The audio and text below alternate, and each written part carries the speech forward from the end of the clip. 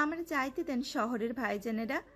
আমার আব্বার লাইগা ডাক্তার সাহেবের খুঁজে আনতে যাইতে হইব। মেয়েটির আকুতি ভরা কণ্ঠ শুনে ছেলেগুলো অট্টহাসিতে ফেটে পড়ল। ডাক্তার সাহেবের কাছে তো যাবি, আগে আমাদের কাজ করে নিয়ে যা। ছেলেগুলো যে নেশা করে মাতাল হয়ে বুধ হয়ে আছে মেয়েটির বুঝতে বিন্দু মাত্র অসুবিধা হয়নি। ঘরে অসুস্থ বাবাকে রেখে এসেছে। গত দুদিন ধরে শরীর প্রচণ্ড খারাপের দিকে। মা নেই, তাদের বাপ বেটিকে ফেলে রেখে চলে গেছে পরপারে। তারপর থেকে বাবা মেয়ের সংসার। বাবা বাইরে থেকে যেটুকু আয় করে আনে, দুজনে মিলে দুজনা দিব্যি হেসে খেলে জীবন পার হয়ে যায়। এই মুহূর্তে নিজের চেয়ে বেশি ঘরে অসুস্থ বাবাকে বাঁচানোর চিন্তাটাই মাথায় ঘুরপাক খাচ্ছে। মাতালদের হাত থেকে পালিয়ে গিয়ে যে করেই হোক বাবাকে বাঁচাতে হবে। বাবা ছাড়া যে এই জগতে আপন বলে আর কেউ নেই। ভয়ার্থ কণ্ঠে মেয়েটি অনুনয়ের সহিত বলল, কি কাম করন লাগবো? ছেলেগুলো একে অপরকে ইশারা করে মেয়েটির দিকে বিশ্রী নজর তাক করল। মেয়েটির অন্তরাত্মা কেঁপে উঠল ছেলেগুলোকে কুৎসিক চাহনিতে তাকাতে দেখে। বিপদ ছাওর করতে পেরে উল্টো দিকে দৌড়ে পালাতে শুরু করলো। গ্রামের নির্জন জনমানব শূন্য মেঠোপথ ঘেঁষে দৌড়ে পালাচ্ছে 15 বছর বয়সী এই কিশোরী। মদের নেশায় বুঁদ হয়ে থাকা যুবকগুলো পেছন থেকে ধাওয়া করে তেড়ে আসছে তাকে। একটা সময় তারা মেয়েটিকে হাতের নাগালে পেতে সক্ষম হয়। মেয়েটি বাঁচার জন্য প্রাণপণে আকুতি জানায়, কিন্তু যুবকদের নিকট মেয়েটির কোনো আকুতি পৌঁছায় না। অবশেষে নিজের কামনা মেটাতে একে একে ঝাঁপিয়ে পড়ে মেয়েটির উপর। বিব্রস্ত করে মেয়েটির উপর চালায় পাশবিক নির্যাতন। নিমিষেই ধ্বংস হয়ে যায় কিশোরী জীবনের প্রদীপ শিখা। অসুস্থ বাবার জন্য ডাক্তারের খোঁজে আর যাওয়া হলো না কিশোরীর। যুবকদের হুঁশ ফিরল যখন তখন অনেকখানি দেরি হয়ে গেছে। পরিকল্পনার ছক কষে মেয়েটিকে মৃত ভেবে ফেলে আসে জঙ্গলের স্তূপে। রাতের অন্ধকারে কেউ জানতেও পারল না মেয়েটির সঙ্গে ঠিক কী ঘটেছিল। মেয়েটির বাবা ছাড়া মেয়েটির দুকুলে তার আর কোনো আত্মীয় স্বজন নেই। কয়েক ঘন্টা পর ভোরের আলো ফুটলে মেয়েটির মরদেহ পাওয়া মাত্রই মেয়েটিকে হারিয়ে তার বাবাও সর্বশান্ত হয়ে পড়বেন বোধহয়। মোটা খামে বাধাই করা বিয়ের কার্ড হাতে নিয়ে বসে আছে তাসবি। কার্ডের ভিতরে থাকা বড় অক্ষরে ছাপা নিজের নামের পাশে হবু বরের নাম। দেখা মাত্রই বদন জুড়ে একরাশ বিরক্তি এসে ভিড় জমাচ্ছে। পৃথিবীর সবচেয়ে খারাপ মানুষটাকে নিজের স্বামী রূপে পেতে চলেছে তাসবি। বাবা মা বুঝতে চাইছে না বিষয়টা কোনো মতেই। তাসবির মনোবাসনা যাকে শহরের এত ছেলে হারানোর খবর আসে, এই লোকটা হারাতে পারে না। এ হারালে তাসবি ভীষণ জোরে বেঁচে যাবে। তাসবির মনোবাসনা সম্ভবত পূর্ণ হলো। কিয়ৎক্ষণ অতিবাহিত হওয়ার পর তাসবির বাবার কণ্ঠে শোনা গেল, সর্বনাশ হয়ে গেছে তাসফি, আজ সকালে নাসিবের লাশ পাওয়া গেছে। এতটুকু বলেই তাসবির বাবা চোখের চশমাটা খুলে অশ্রুসিক্ত নয়নজোড়া মুছলেন। কথাটি কর্ণদ্বার অব্দি পৌঁছানো মাত্রই তাসবির পায়ের তলার মাটি সরে গেছে যেন। নাসিবই তাসবির হবু বর, বাবার কোনো এক বন্ধুর ছেলে। তার মৃত্যুতে শোকের ছায়া নেমে এসেছে দুই পরিবারের মাঝে। গত 3 দিন আগে নাসিব হঠাৎ গায়েব হয়ে যায়। ব্যবসার কাজে নাসিবের বাবা নাসিবকে শহরের বাহিরে পাঠান, কিন্তু বাড়ি থেকে রওনা দিয়ে শহর ছাড়তে পারলেও জায়গা মতো পৌঁছতে পারেনি। 3 ঘন্টার পথ পাড়ি দিয়ে যেতে সর্বোচ্চ 5 ঘন্টা অবধি মানা গেলেও পুরো দিনেই কোনো খবর মেলেনি তার। একদিন কেটে গেলেও যখন হদিস মেলেনি তখনই তার পরিবার মিলে থানায় রিপোর্ট করায়। ছেলের খোঁজ পাওয়ার আশায় বুক বাঁধে। আজ 3 দিন পর খবর মেলে নাসিব হারায়নি, বরং তাকে খুন করা হয়েছে। তাকে কেউ খুন করেছে সেসব ছেলেদের মতোই ইতিমধ্যে যাদের লাশ পাওয়া গেছে। রাত 1:45 নাগাদ ল্যাম্পপোস্টের নিয়ন আলো আধারিতে দাঁড়িয়ে আছে এক যুবক। পরনে কালো জ্যাকেট, মাথায় হুডি জড়ানো। জ্যাকেটের পকেটে 2 হাত রেখে আশেপাশে নজর বুলিয়ে যাচ্ছে আগন্তুকরূপী যুবক। অদূরে তুমুল শব্দে ভবন কাঁপিয়ে গান বেজে চলেছে। শব্দের প্রতিধ্বনি এসে যুবকের কানে ঠেকছে। বলা বাহুল্য শব্দের প্রতিধ্বনি নিশ্চয়ই সেখানকার ভবনে দেয়ালের এক পাশ থেকে অন্য পাশ অব্দি গিয়ে তুমুল শব্দে প্রতিধ্বনিত হচ্ছে। একে তো গভীর রাত, নির্জনতায় চেয়ে গেছে পুরো শহর। তারপরও বিকট শব্দ। জনসাধারণের রাতের ঘুম আরামের পথে। গুটি কয়েক ঘর থেকে মানুষের কণ্ঠস্বর শোনা যাচ্ছে। বাকিদের অবস্থাও যে সেরকম বোঝার অবকাশ নিয়ে। এত শব্দের মাঝে এখানে দাঁড়িয়ে কারোর সঙ্গে কথা বলাও কর্ণে ভালোভাবে ঠেকতে সক্ষম হচ্ছে না। শব্দের উপস্থিতিটা সামনে সেই বয়েজ হোস্টেল থেকেই আসছে ঠাওর করলো আগন্তুক। ভেতরের শব্দে যে আশেপাশের মানুষগুলোর জন্য অস্বস্তির কারণ হয়ে ঠেকছে। এত ছেলেগুলোর ভেতর কোনো প্রকার হেলদোল নেই বললেই চলে। আশেপাশের মানুষগুলো অতিষ্ঠ হয়ে উঠেছে, কাউকে কিছু বলতেও পারছে না।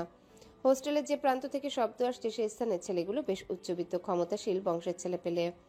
এই জন্য হোস্টেল কর্তৃপক্ষ ভয় কিছু বলতে পারে না। হামজা হোস্টেলটির সামনে এসে দাঁড়ায়। প্রায় আধা ঘন্টা যাবৎ কাউকে বারবার ফোন করে চলেছে। কিন্তু তোলার নামগন্ধ নেই। এমত অবস্থায় তার পাশ ঘেঁষে এক মুরব্বি এসে দাঁড়ালেন। ওনার কণ্ঠস্বর হতে ভেসে এলো, বুঝলা বাবা, ছেলে মেয়েদের মানুষ করতে গেলে তাদের পেছনে খালি টাকা পয়সা ঢালতে চলে না, বাইরে কি করে না করে সেই সব খবরও রাখা থাকে। দুদিন পর তাদের মতো ছেলেগুলো যে নিখোঁজ হয়ে যাচ্ছে আর ভয় ডর আছে এদের মধ্যে। হামজা পাশ ফিরল। লোকটার বয়স কম হলেও 50-এর উপর হবে। বলল, কাকা কি এখানকার স্থানীয়? জি বাবা, আমি এখানে আছি। এখানে কি রোজ রোজ এসব চলে? সে আর বলতে, তা বাবা তোমাকে তো আগে কখনো দেখিনি, নতুন নাকি? জি, এটা কাজে এসেছিলাম। সাবধানে থাকিও বাবা, এত রাতে বাইরে থাকলে। থেমে পরপর বললেন। বোঝই তো। বলে লোকটি প্রস্থান করলেন। হামজা বিড়বিড় করে লোকটির উদ্দেশ্যে আওড়ালো, পুলিশের আবার নিখোঁজের ভয়? গভীর ঘন জঙ্গলের ভেতর দিয়ে দৌড়ে পালাচ্ছে একটি অল্প বয়সী তরুণী। গন্তব্য মোটেও জানা নেই, তবে পালানো আবশ্যক। এর আগে কখনো এহেন পরিবেশের সম্মুখীন হতে হয়নি তাকে। পালাতে না পারলে বাঁচার উপায় নেই। মেয়েটির দিকে ধেয়ে আসছে এক কুৎসিত রকমের লোক, যা সম্পর্কে সে জানে না। কেনই বা সে তাকে ধাওয়া করছে? একসময় সামনে পড়ল এক বিশাল জলাধার। পেছনের কুৎসিত ধরনের লোকটি রীতিমতো ধেয়ে আসছে সামনে গভীর জলাধার। একবার পেছনে তো একবার সামনে তাকিয়ে দেখে নিল মেয়েটি। কোথায় যাবে সে? এদিকে লোকটি প্রায় তার কাছাকাছি চলে এলো বুঝি। উপান্তর না পেয়ে মেয়েটি জলাধারে ঝাঁপিয়ে পড়ল। একসময় গভীরতায় তলিয়ে যেতে শুরু করলো। মেয়েটি বুঝলো এটাই হয়তো বুঝি তার জীবনের অন্তিম ক্ষণ, জীবনের অন্তিম নিঃশ্বাস। আচমকা কারো হাতের স্পর্শে ঘুম ভেঙে গেল নূরের। হুড়মুড় করে উঠে বসলো শোয়া ছেড়ে। অনুভব করলো শরীরখানি ঘামে ভিজে জবজব হয়ে আছে। তাহলে এতক্ষণ সবটাই তার স্বপ্নের জগৎ ছিল। স্বস্তি নিঃশ্বাস ছাড়তে গিয়েও ছাড়তে পারছে না। বিগত বছরগুলোতে এহেন অদ্ভুত তরিকা স্বপ্নগুলো প্রায়ই তাকে ধেয়ে বেড়াচ্ছে। নূরকে ঘন ঘন শ্বাস ছাড়তে দেখে ঘাবড়ে গেলেন নূরের মা। দেরি করে ঘুম থেকে ওঠার জন্য চটে গেলেও পরক্ষণে শান্ত হয়ে গেলেন। কাল বিলম্ব না করে জড়িয়ে ধরলেন মেয়েকে। মাকে পেয়ে নূরও স্বস্তি পেল যেন। মেয়ের মাথায় হাত বুলিয়ে দিতে দিতে জানতে চাইলেন, কি হয়েছে? নূর জানালো ফের দুঃস্বপ্ন দেখেছে সে, ভয়াবহ রকমের দুঃস্বপ্ন। মেয়েকে ধাতস্থ করলেন নূরের মা। কিছু হয়নি, এটি কেবল তোমার ভ্রম ছিল, সব ঠিকঠাক আছে। নূর মাথা দোলায়। পৃথিবীতে সবচেয়ে বেশি যে জিনিস ভয় পায় সেটি হলো তার এই স্বপ্ন। ফের মিলল আরও একটি অজ্ঞাত লাশ। খবরের কাগজে বড় বড় হেডলাইন চেপেছে। মোর্শেদ সাহেব খবরের কাগজ থেকে মুখ তুললেন। প্রতিদিন একই খবর পড়তে আর ভালো লাগে না। দেশের প্রশাসনের হাতে এত ক্ষমতা থাকার পরও দিন দিন অন্যায় অনাচারের মাত্রা এত ভয়াবহ রূপ নেয় কি করে? বিড়বিড় করে ক্ষোভ প্রকাশ করলেন তিনি। দেশটা একদম রসাতলে যাবে কদিন বাদে। রাস্তাঘাটে আগে যেমন মেয়েদের রাত বিরেতে বের হতে দিতে বাবা মা ভয় পেত, এখন ছেলেদের ক্ষেত্রেও তেমনই ভয় পাচ্ছে সবাই। গ্রামাঞ্চলে মানুষের মাঝে একসময় প্রথা প্রচলিত ছিল যে সন্ধ্যার পর বাহিরে বের হওয়া নিষেধ। আলেয়া মানে অদৃশ্য কিছু একটা এসে বাচ্চাদের তুলে নিয়ে যাবে। মোর্শেদ হোসেন নিজেও একজন গ্রামের মানুষ, গ্রামীণ পরিবেশে বড় হয়ে উঠেছেন। তাই এসব জিনিস তার খুব কাছ থেকে দেখা। দাদি কত বারণ করতো এসব ব্যাপারে। ভাবনার ছেদ ঘটিয়ে ড্রয়িং রুমে প্রবেশ করলেন মোর্শেদ হোসেনের স্ত্রী নাহিদা। তাকে দেখে অনেক চিন্তিত মনে হলো। মোর্শেদ হোসেন স্ত্রীর দিকে মনোযোগী হলেন। চিন্তার কারণ সম্পর্কে জানতে চাইলেন। কি হয়েছে? তোমাকে এত চিন্তিত দেখাচ্ছে কেন? তোমাকে কতবার বলেছি মেয়েটাকে ভালো একজন সাইকিয়াট্রিস্ট দেখাও, কানে তুলো না আমার কোনো কথা। কেন, আবার কি হয়েছে? ঘুমের মাঝে আবারও আজে বাজে জিনিস দেখা শুরু করেছে। ভয়ে ঘুমাতে পর্যন্ত ভয় পায় মেয়েটা আজকাল। এভাবে চলতে থাকলে না জানি কি থেকে কি অঘটন ঘটে যায়। মোর্শেদ হোসেন নিজে এবার বেশ চিন্তিত বোধ করলেন। মেয়েটা তার শত আদরের, বহু কষ্টে তাকে লালন পালন করে বড় করেছেন, কিন্তু দিনকে দিন তার অসুস্থতা বেড়েই চলেছে। বেশ কয়েকবার সাইকিয়াট্রিস্ট দেখিয়েছেন তারা স্বামী স্ত্রী মিলে, উন্নতি মেলেনি। ফের অসুস্থতা দিনকে দিন বেড়েই চলেছে। স্ত্রীকে সান্ত্বনা জোগাতে বললেন, ঠিক আছে, দেখছি আমি। দেখছি না, আজই দেখবে বলে নাহিদা উঠে চলে গেলেন। তাসপির ঘোর কাটলো মুঠোফোনের রিংটোনে। তাকিয়ে দেখতে ইচ্ছে হলো না কোনো এক কারণে। পরপর কয়েকবার বেজে আপনা আপনি থেমে গেল। তোলার প্রয়োজন মনে করলো না। জানে তুললেই শুনতে হবে এক গাদা সান্ত্বনাসূচক বাণী। লোকটা মারা গিয়েও তাকে দুদণ্ড শান্তি দিয়ে গেল না। বিড়বিড় করলো তাসপি। তাসপির বাড়ি বয়ে আত্মীয় স্বজনরা অনেক এসেছে। কানাঘুষা চলছে তাসপির ভাগ্য নিয়ে। কারো মতে মেয়ে অপয়া, কারোর মতে হতভাগী। কেউ কেউ চিন্তা করতে রীতিমতো লেগে গেছে, ওকে তো ভালো ঘরে বিয়েও দিতে পারবে না। লোকে যে যাই বলুক, এতে করে তাসপির বিন্দুমাত্র ভ্রুক্ষেপ নেই। বরং মনে মনে সে সৃষ্টিকর্তার কাছে শকর গুজার করে। কারোর মৃত্যু কামনা করা ঠিক না, তবুও তাসফি ঘুরে ফিরে সেটিই করে চলেছে। নাসিবের সঙ্গে হওয়া সাক্ষাৎকার ছিল তাসফির জীবনে ঘোর অভিশাপ স্বরূপ। শুরুতে বাবার পছন্দে বাবার বন্ধুর ছেলেকে বিয়ে করতে রাজি হলেও পরক্ষণে নাসিবের মুখোশ উন্মোচন হয়। তাসফির জীবনে সেদিন ছিল এক ঘোর অমাবস্যা, যে রাত পেরিয়ে ভোরের সন্ধান আজও মেলেনি। কখনো মিলবে কিনা সে হিসেব কষতে বসলেও হিসেবের প্রতিবারই গড়মিল দেখা দেয়। মাথার ভেতর ভন ভন করে। নাসিবের মতো মুখোশধারী শয়তানদের দিনরাত ধ্বংস কামনা করে। কিসের এত ক্ষোভ নাসিবের প্রতি? সে তাসফি নিজেই ভালো জানে। যা সে আজ অব্দি কাউকে বলেনি, হয়তো বলতে পারবেও না। কেবল যেটি বলে সেটি হচ্ছে ধ্বংস হোক সকল পাপাচার, মিলুক আলোর সন্ধান। এক অদৃশ্য আলোকবর্তিতার ন্যায় হলেও কেউ একজন আসুক, সর্বস্ব আলো ছড়িয়ে যাক। মিডিয়া প্রেস জুড়ে হইচই পড়ে গেছে। খবরের কাগজ, সোশ্যাল মিডিয়া, টিভিতে সংবাদ ছাড়লেই চারিপাশে খুনের খবর। এই নিয়ে পরপর তিনটে খুন। রাত বাড়লেই শহরের মানুষেরা সজাগ হয়ে যায়। বাড়িঘরের অল্প বয়সী যুবকদের লুকিয়ে রাখতে তৎপর হন। জানা নেই কখন ফের কোন মায়ের কোল খালি হবে। হামজার ডাক পড়ল। এসপি সাহেব বিশেষভাবে তাকে ডেকে পাঠিয়েছেন। যদিও হামজা জানে তাকে ডেকে পাঠানোর মুখ্য কারণ সম্পর্কে। এতক্ষণ অবধি এই ডাক্তারই যে অপেক্ষা করছিল। হামজা সদ্য চাকরিতে যোগদান করেছে। শুরুতেই কেসটা এসে পড়ল তার দায়িত্বে। হামজার একাডেমিক রেকর্ড বেশ ভালো। সদ্য বিসিএস পরীক্ষায় কৃতিত্বের সাথে উত্তীর্ণ হয়ে যোগদান করলেন পুলিশের চাকরিতে। এত ভালো রেজাল্ট অথচ পুলিশের চাকরিতে যোগদান। হামজার বন্ধু মহলে বেশ আলোচনা সমালোচনা চলল। সে আলোচনা সমালোচনাকে তোয়াক্কা না করে হেসে দিব্যি উড়িয়ে দেয়। কোনো এক কারণে তার বহুদিনের মনের কোণে সুপ্ত ইচ্ছে থেকে এই চাকরিটা তাকে টানছে। চাইলেই প্রশাসনিক ক্ষেত্রে অন্য যে কোনো জায়গায় নিজেকে নিযুক্ত করতে পারত, কিন্তু করেনি। হামজা আজ অব্দি নিজের মর্জি ব্যতীত কিছুই করেন না। এটাও তার ব্যক্তিগত মর্জি। এসপি জহুরুল হকের কেবিনে প্রবেশ করতে তিনি হামজাকে দেখে নড়ে চড়ে বসলেন। ওনার সঙ্গে ছিলেন হামজার এক সিনিয়র অফিসার। তিনি হামজাকে দেখে কথা থামিয়ে নীরব হয়ে গেলেন। এসপি জহুরুল হক হাতের ইশারায় তাকে চলে যেতে বললে তিনি তৎক্ষণাৎ প্রস্থান করলেন। হামজাকে দেখে এসপি সাহেব গম্ভীর হলেন। কেস সম্পর্কিত যাবতীয় তথ্য পেশ করলেন। অফিসার হামজা, বুঝতে পারছেন আমি আপনাকে কি বলছি? জি, পাচ্ছি। আপনার ক্যারিয়ারের প্রথম কেস, এটা হ্যান্ডেল করতে পারবেন তো? কি মনে হচ্ছে? ভরসা করতে পারছেন না নাকি চাইছিনি না? হামজার সরাসরি প্রশ্নে এসপি জহুরুল হকের ভ্রু কুঁচকে আসে। কিঞ্চিত রাগও হলেন বোধহয়। চেহারায় গাম্ভীর্য ভাব পূর্বের চেয়ে বেশি ফুটে উঠতে দেখা যায়। আমার ভরসা চাইতে জনগণের দিকে দৃষ্টিপাত করুন। আমি চাই যত তাড়াতাড়ি সম্ভব কেসটা সলভ হোক। প্রয়োজনে আপনাকে সব রকম সহযোগিতা করা হবে। হামজা ভাবলো খানিকটা। মাথায় ঘুরপাক খেল। সিনিয়র অফিসার হিসেবে সামিউল হাসান থাকতে তাকেই কেন? যতদূর তার ধারণা তিনি এই কেসটার দায়িত্ব নিয়েছিলেন। কিছুক্ষণ আগেও তাকে এসপি সাহেবের কেবিন ছাড়তে দেখা গেল। তাহলে কি তিনিও নিজের কর্মক্ষেত্রে অপারগ? হামজার যা বুঝার বুঝে গেছে। এসপির কথার পিঠে সম্মতিসূচক জবাব জানিয়ে বেরিয়ে এলো। ক্যারিয়ারের শুরুতে এমন এক জটিল কেস সমাধান করতে পারা মানে ডিপার্টমেন্টের সবার দৃষ্টিতে নিজেকে তুখোড় অফিসার হিসেবে প্রমাণ করতে পারা। হামজার সামনে নির্বিকার ভঙ্গিতে বসে আছে তাসফি। চোখে মুখে ভয়ের পরিবর্তে এক ঝাঁক বিরক্তি এসে জেঁকে বসেছে। বাড়িতে পুলিশ অফিসারের আগমন দেখে সবার মাঝে ভয় এসে ভিড় জমিয়েছে। পাড়া প্রতিবেশী এসে ভিড় জমিয়েছে তাসফিদের বাড়ির আঙিনায়। কয়েকজনকে ফিসফিস করে বলতেও শোনা গেছে, দেখ গিয়ে রাত বিরেতে কোন আকাম কুকাম ঘটিয়ে এসেছে কে জানে। হামজার কানে কথাটা পৌঁছাতে সক্ষম হয়। পেছন ফিরে তাকিয়ে দেখলো এহেন মন্তব্যের মানুষগুলোর দিকে।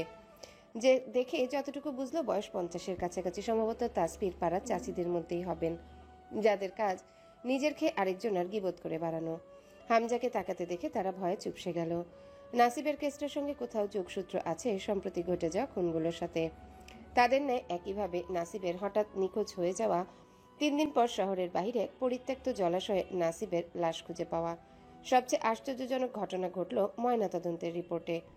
নাসিবের মৃত্যু রক্ত শূন্যতার কারণে ঘটেছে। ঘাড়ের পিছনের দিকে একটা অদ্ভুত দাগ পাওয়া গেছে। তদন্তের স্বার্থে হামজা একে একে কেসটির সাথে জড়িত প্রতিটি মানুষের স্বীকারোক্তি নেওয়ার প্রয়োজনের তাগিদ থেকে তাসফির সঙ্গে দেখা করতে তাসফিদের বাড়ি আসে। তাসফির সঙ্গে নাসিবের 2 দিন বাদে বিয়ে হওয়ার কথা ছিল। সে প্রসঙ্গটি তুলতেই তাসফির চোখে মুখে বেদনার পরিবর্তে বিরক্তি ফুটে উঠল। আপনার সাথে নাসিবের কতদিনের সম্পর্ক মিস? এতটুকু বলেই থেমে গেল হামজা। তাসফি, আমার নাম তাসফি। হামজা সন্দিহান দৃষ্টিতে তাকালো। I see. আমার আবার প্রয়োজনীয় জিনিস ছাড়া কিছু মনে থাকে না মিস তাসফি, কিছু মনে করবেন না। আমি যতদূর মনে করছি এটাও আপনার কাজের মধ্যেই পড়ে। অবশ্যই। তাসফির পক্ষ থেকে ফিরতি জবাব এলো না। ফের হামজা বলল, তা আপনার নাসিবের খুনের ব্যাপারে অভিমত কি? কিছু মানুষ তার পাপের শাস্তি দুনিয়াতেই পেয়ে যায় স্যার। নসিবের ক্ষেত্রে ব্যতিক্রম ঘটেনি বলে আমি তাই মনে করি। হামজা ভ্রু কুচকে তাকালো তাসফির দিকে। তাসফির শীতল দৃষ্টি নিবদ্ধ তার দিকেই। মেয়েটা কতটা দুঃসাহসী হলে পুলিশের পোশাক পরিহিত একজন অফিসারের সঙ্গে এভাবে কথা বলতে পারে বলে ভাবছে হামজা। অথচ তাসফির বাবা হামজাকে দেখে রীতিমতো ঘামতে শুরু করেছিলেন। নাসিবের ব্যাপারে সমস্ত খবরাখবর জোগাড় করে তবেই তদন্তে নেমেছে হামজা। অন্য সব ছেলেগুলোর মতো নাসিবেরও পূর্বের রেকর্ড খারাপ। রাত হলে বাড়ি মদ এবং নারী সঙ্গ উপভোগে মগ্ন থাকত।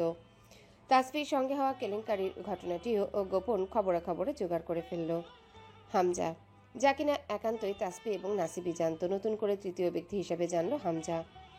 জিজ্ঞাসাবাদ শেষে হামজা বেরিয়ে এলো সদর দরজা হয়ে। গাড়িতে যেতে যেতেই হামজার সহকারী রবিন কৌতূহল নিয়ে জানতে চাইল, স্যার কি বুঝলেন নাসিবের? হামজা রবিনের দিকে তাকাতে এতটুকু বলেই থেমে গেল রবিন। দৃষ্টি নত করে ক্ষমা চাওয়ার ভঙ্গিতে বলে উঠল, দুঃখিত স্যার। একজন ঊর্ধ্বতন অফিসারকে সরাসরি প্রশ্ন করার অপরাধে চাকরি হারানোর মতো বহুত খবর শুনেছে ইতিমধ্যে রবিন। কোথাও ও নিজের চাকরিটা না আবার হারাতে হয়, সেই ভয়ে সে আচমকাই রবিনের চোখে মুখে ভিড় জমালো। হামজা রবিনের ভয়ার্ত চেহারা দেখে মৃদু হাসলো, কাঁধে হালকা চাপড় মেরে বলল, রবিন সাহেব, আজকাল আপনার বড্ড কৌতূহল বাড়ছে। Sorry sir. Be easy mister Robin সাহেব, এতটা ভয় পাওয়ার মতো কিছু হয়নি। আপনার চাকরি নট করবো না আমি। দাঁড়িয়ে না থেকে দ্রুত হেঁটে গিয়ে গাড়ি স্টার্ট দিল রবিন। রবিনের পাশে গিয়ে বসলো হামজা। বসতে বসতে বলল, মেয়েটা নির্দোষ রবিন সাহেব। হামজার জবাবে রবিন বিস্মিত হলো। কিভাবে বুঝলেন স্যার? পুলিশের চাকরিতে নতুন হতে পারি, কিন্তু মানুষ চেনার ক্ষেত্রে নতুন নই। দেখে শুনে গাড়ি চালান, এখনো বহুত কাজ বাকি আছে যে। রাত প্রায় 1:45 নাগাদ। ওয়াইনের নেশায় চলতে চলতে মাঝ রাস্তায় হেঁটে যাচ্ছে অন্তু। হুশ জ্ঞান কোনোটাই বর্তমানে তার মাঝে উপস্থিত নেই। হাঁটতে হাঁটতে একসময় এসে দাঁড়ায় একটা ব্রিজের উপর। অন্তুর চেয়ে 5 হাত দূরে বসে আছে কেউ একজন। লোকটার গায়ে জ্যাকেট, মাথায় হুডি জড়ানো। ল্যাম্পপোস্টের ঘোলাটে আলোয় হাতগুলো ঠিক বোঝা যাচ্ছে না। অন্তু চোখ মুখ কচলে নিয়ে এগিয়ে এসে লোকটার পাশে বসলো। লোকটা অন্তুকে দেখেও নির্বিকার হয়ে রইল, ফিরে তাকালো না পর্যন্ত। অন্তু মনের সুখে আবল তাবল গান গাইছে আর অজানা লোকটার গায়ে বারবার হেলে পড়ছে। নেশার ঘোরের মাঝেও রাত কটা বাজে আন্দাজ হতে ফোন বের করে কাউকে ফোন দিল, কিন্তু অপরপক্ষ থেকে কোনোরূপ প্রতি উত্তর পেল না। রাগে রি রি করতে করতে অন্তু জোর এক খিস্তি ছুড়ল, শালা সব কয়টা কুত্তার দল, দরকার একটারও পাওয়া যায় না। অন্তুর চেঁচামেচি কানে নিয়েও লোকটি নির্ভীক। ব্রিজের পিচ ঢালা রাস্তায় লোকটার কাছ থেকে খচখচ শব্দ কানে ভেসে এলো। অন্তু সেদিকে অগ্রাহ্য না করে আনমনে বিড়বিড়িয়ে গেল। কিয়ৎক্ষণ অতিবাহিত হওয়ার পর ফোনখানি সশব্দে বেজে উঠলে নিজের কাঙ্ক্ষিত ফোন ভেবে তুলল। অপর পাশ থেকে মৃদু আর্তনাদে একটা মেয়ের কণ্ঠস্বর ভেসে আসে। অন্তুকে মেয়েটি বারংবার অনুরোধ করে যাচ্ছে, অথচ অন্তু তাতে বেজায় বিরক্ত। মেয়ে, অন্তত প্লিজ কিছু একটা কর। জানাজানি হয়ে গেলে বাড়িতে একটা কেলেঙ্কারি ঘটে যাবে। চুপ শালি, তোরে আমি বলছিলাম আমার কাছে আসতে। এই বাচ্চার দায়িত্ব আমি নিতে পারবো না, মানে পারবো না। মেয়েটির মুখের উপর কল কেটে অকট্য ভাষায় মেয়েটিকে উদ্দেশ্য করে গালি ছুড়ল। অন্তুর এহেন অভদ্র আচরণে লোকটির হাতে শব্দের গতি বাড়ল, বই কমল না। সব রাগ এসে ঝাড়ল অন্তু লোকটির উপর, খিস্তি খেউর করে এবং বলে উঠে, আব্বে শালা, ব্রিজের উপরে কি করিস? মরতে আসছিস? না মারতে। বলেই লোকটি এতক্ষণে অন্তুর দিকে ফিরে তাকালে সামনের লোকটিকে দেখে অন্তুর অন্তরাত্মা কেঁপে উঠল। মানুষ রূপী স্বয়ং যমদূত এসে তার সামনে দাঁড়িয়েছে। বুঝতে ততক্ষণে বেশ দেরি করে ফেলেছে অন্তু। বাহিরে ঝুম বৃষ্টি। সকাল থেকে একাধারে বৃষ্টি হওয়ার দরুন রাস্তার নানান জায়গায় বৃষ্টির পানি জমে আছে। ভার্সিটি থেকে বেরোনোর পথ আপাতত বন্ধ। বৃষ্টি থেমে গেলে তবেই বের হওয়া যাবে। নূর দাঁড়িয়েছে মেন গেটের সামনে। বৃষ্টির পানিতে অ্যালার্জিজনিত সমস্যার কারণে ভিজতে সম্পূর্ণ মানা তার, তাই চাইলেও বের হওয়া এক প্রকার অসম্ভব বলাই চলে। আগামীকাল ওরিয়েন্টেশন প্রোগ্রাম আছে, ফ্রেশারদের জন্য উপস্থিত থাকা বাধ্যতামূলক। আপাতত নূর জ্বর কিংবা কোনো প্রকার অসুখ বাঁধাতে চাচ্ছে না। নূরের পাশে এসে দাঁড়ালো একটা মেয়ে। পরনে ছিল হালকা গোলাপি রঙা কামিজ। ঝুম বৃষ্টির মধ্য দিয়ে মেয়েটি দৌড়ে এসে তার পাশে স্থান করে নিল। মেয়েটিকে নূর আগে কখনোই দেখেনি, এটাই প্রথম সাক্ষাৎ তাদের। মেয়েটি তাকে দেখে সালাম দিয়ে কাচুমাচু হয়ে দাঁড়ালো। তাড়াহুড়োয় ঢুকতে গিয়ে নূরের গায়ে সামান্য ধাক্কা লাগায় মেয়েটি বেশ ঘাবড়ালো, বোধহয় সরি হল। দুঃখিত আপু, আমি বুঝতে পারিনি। নূর সামান্য অবাকই হলো মেয়েটার কথার ধরন শুনে। ইটস ওকে আপু। মেয়েটা মনোপুত হলো, আস্তে আস্তে কথা বলা শুরু করে দিল। নূর মিশুকে স্বভাবে না হওয়ার, কারোর সাথে মেলামেশা করা তার স্বভাব বিরুদ্ধ। এক্ষেত্রে ব্যতিক্রম দেখা গেল না। সে চুপচাপ থেকে গেল। মেয়েটা আলাপ জমাতে বলল, আপু, আপনি কোন ইয়ারের? নূর এক বাক্যে জানালো। ফ্রেশার। মেয়েটার চোখে মুখে খুশির ঝিলিক ফুটে উঠল। কি বলছেন? আসলেই?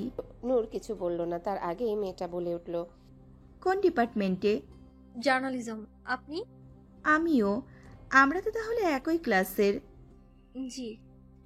এক ঝটকায় মেয়েটি নূরের সঙ্গে মিশে গেল। নূরও একজন সঙ্গী পেয়ে গেল। বন্ধুত্বে একজন কম মিশুক হলে অপরজন বড্ড মিশুকে স্বভাবের হয়। সেক্ষেত্রে নূর এবং মেয়েটির বন্ধনটাও খুব একটা খারাপ হবে না বলে ধরে নিল নূর। জানা গেল মেয়েটির নাম সুইটি। বৃষ্টি কমতে কমতে অনেকটা সময় কেটে গেল। ততক্ষণ তাদের মধ্যকার আলাপচারিতাও চলল। আলাপচারিতার বেশিরভাগ সময় নূর চুপচাপ শুনে গেল, আর সুইটি সব আনমনে বলে গেল। বাড়ি ফিরতে ফিরতে অনেকটাই দেরি করে ফেলেছে নূর। নূরের ফোন বন্ধ পেয়ে নূরের মা নাহিদা বেগম বেশ চিন্তিত বোধ করলেন। বাড়ি ফিরতেই দেখা গেল তিনি ছলছল নয়নে মেয়েকে শাসালেন কিয়ৎক্ষণ। ফেরার পথে ছাতা নিয়ে বের হয়নি, যার দরুন কয়েক ফোঁটা বৃষ্টির পানি গায়ে পড়তেই মাথা ধরে গেল তার। অন্যদের বৃষ্টিতে ভিজতে দেখলে তারও মাঝে মাঝে বৃষ্টিতে ভেজবার ইচ্ছা জাগে, কিন্তু যেই না একটু ভিজতে যায় অমনি অসুস্থতা শরীরে বিনা বিজ্ঞাপনে তৎক্ষণাৎ জেঁকে বসে। নিজেকে বাঁচানোর আপ্রাণ তাগিদ থেকে সবকিছু থেকেই দূরে রাখতে হয়। বিকেলের গধূলির আকাশে লাল রঙা লালিমায় আকাশটাকে রাঙিয়ে তুলেছে। প্রকৃতির এত রং লাবণ্য ছুঁতে পারল না নূরের মনকে। অন্য সব সাধারণ মেয়েদের মতো তার জীবনযাপন সাধারণ নিয়মের বাহিরে কেন জানে না নূর। বাবা মাকে জিজ্ঞাসা করলে তারা কথার ছলে সবসময় এড়িয়ে যান। রাতের অন্ধকার বাড়লে নূরের জীবনের সময়কাল বদলে যায়। দিনের আলোয় যতটা স্বাভাবিক সে রাতের অন্ধকার বাড়তে ততটাই অস্বাভাবিকের রূপ ধারণ করে। এর থেকে নিস্তার কি কখনোই মিলবে না? 5 বছর পর বাংলাদেশের মাটিতে পা রাখল নিতিন। একাডেমিক জীবনের খাতিরে ইউকের মাটিতে কাটলেও মন পড়েছিল সম্পূর্ণ নিজ দেশে। নিতিনের সাথে ফ্লাইট থেকে স্বাভাবিক গতিতে নেমে এলো আরও একজন, যার সঙ্গে নিতিনের কয়েক ঘন্টার পরিচয়, যাকে সে মাহাতাব বলে চেনে। একসাথে দুজন একই ফ্লাইটে বাংলাদেশে পদার্পণ করলেও পূর্বে কেউ কাউকে চিনত না কিংবা জানত না পর্যন্ত। বলা হয় নিজের দেশের মানুষের প্রতি একটা আলাদা রকম টান থাকে মানুষের। সেজন্যই কিনা গন্তব্য দুজনের একই দিকে হওয়ায় কয়েক ঘন্টার মাঝে তাদের মধ্যকার বন্ধুত্বটা হয়ে গেল। মাহাতাব পেশা একজন সাইকিয়াট্রিস্ট। উচ্চশিক্ষা গ্রহণের তাগিদে এতদিন সে ইউকের মাটিতে কাটিয়েছে। তবে সব মিলিয়ে মাহাতাব বাংলাদেশের মাটিতে ইনি দ্বিতীয়বার এসেছে। নিজের দেশ অথচ মাত্র 2 বার এসেছে শুনে নিতিন বেশ অবাকই হয়েছিল। কৌতূহলবশত জানতে চাইলেও মাহাতাব হেসে এড়িয়ে গেল। এয়ারপোর্টে এসে বিদায় নেওয়ার পথে নিতিন বলল, তারপর মাহাতাব সাহেব বাসায় আসুন, আরেকবার দেখা হোক আমাদের। মাহাতাব সৌজন্য বজায় রাখতে মৃদু হাসলো। অবশ্যই, আপনার নিমন্ত্রণ গ্রহণ করলাম জবাব। তবে আপাতত আমাকে নিজের অ্যাড্রেস খুঁজে বের করতে হবে। সরি, ঠিক বুঝতে পারিনি, একটু বুঝিয়ে বলুন। মাহাতাব হাত বাড়িয়ে হ্যান্ডশেক করলো। পরে একসময় বুঝিয়ে বলবো। See you later mister Nitin Haldar. Of course, তবে শেষ আপনাকে একটা কথা জিজ্ঞেস করতে চাইব। কেন নয়? আপনি বলেছিলেন আপনি বাংলাদেশের ছোটবেলায় এসেছেন, কিন্তু আপনার কথা তো সেরকমটি বলে মনে হলো না। আমার দাদাবাড়ি বাংলাদেশ, সে থেকে বাংলা ভাষার প্রতি আমার টান। আমার শেখাটার উদ্দেশ্যও তাই নিজের দেশকে জানা, দেশের মানুষ সম্পর্কে জানা।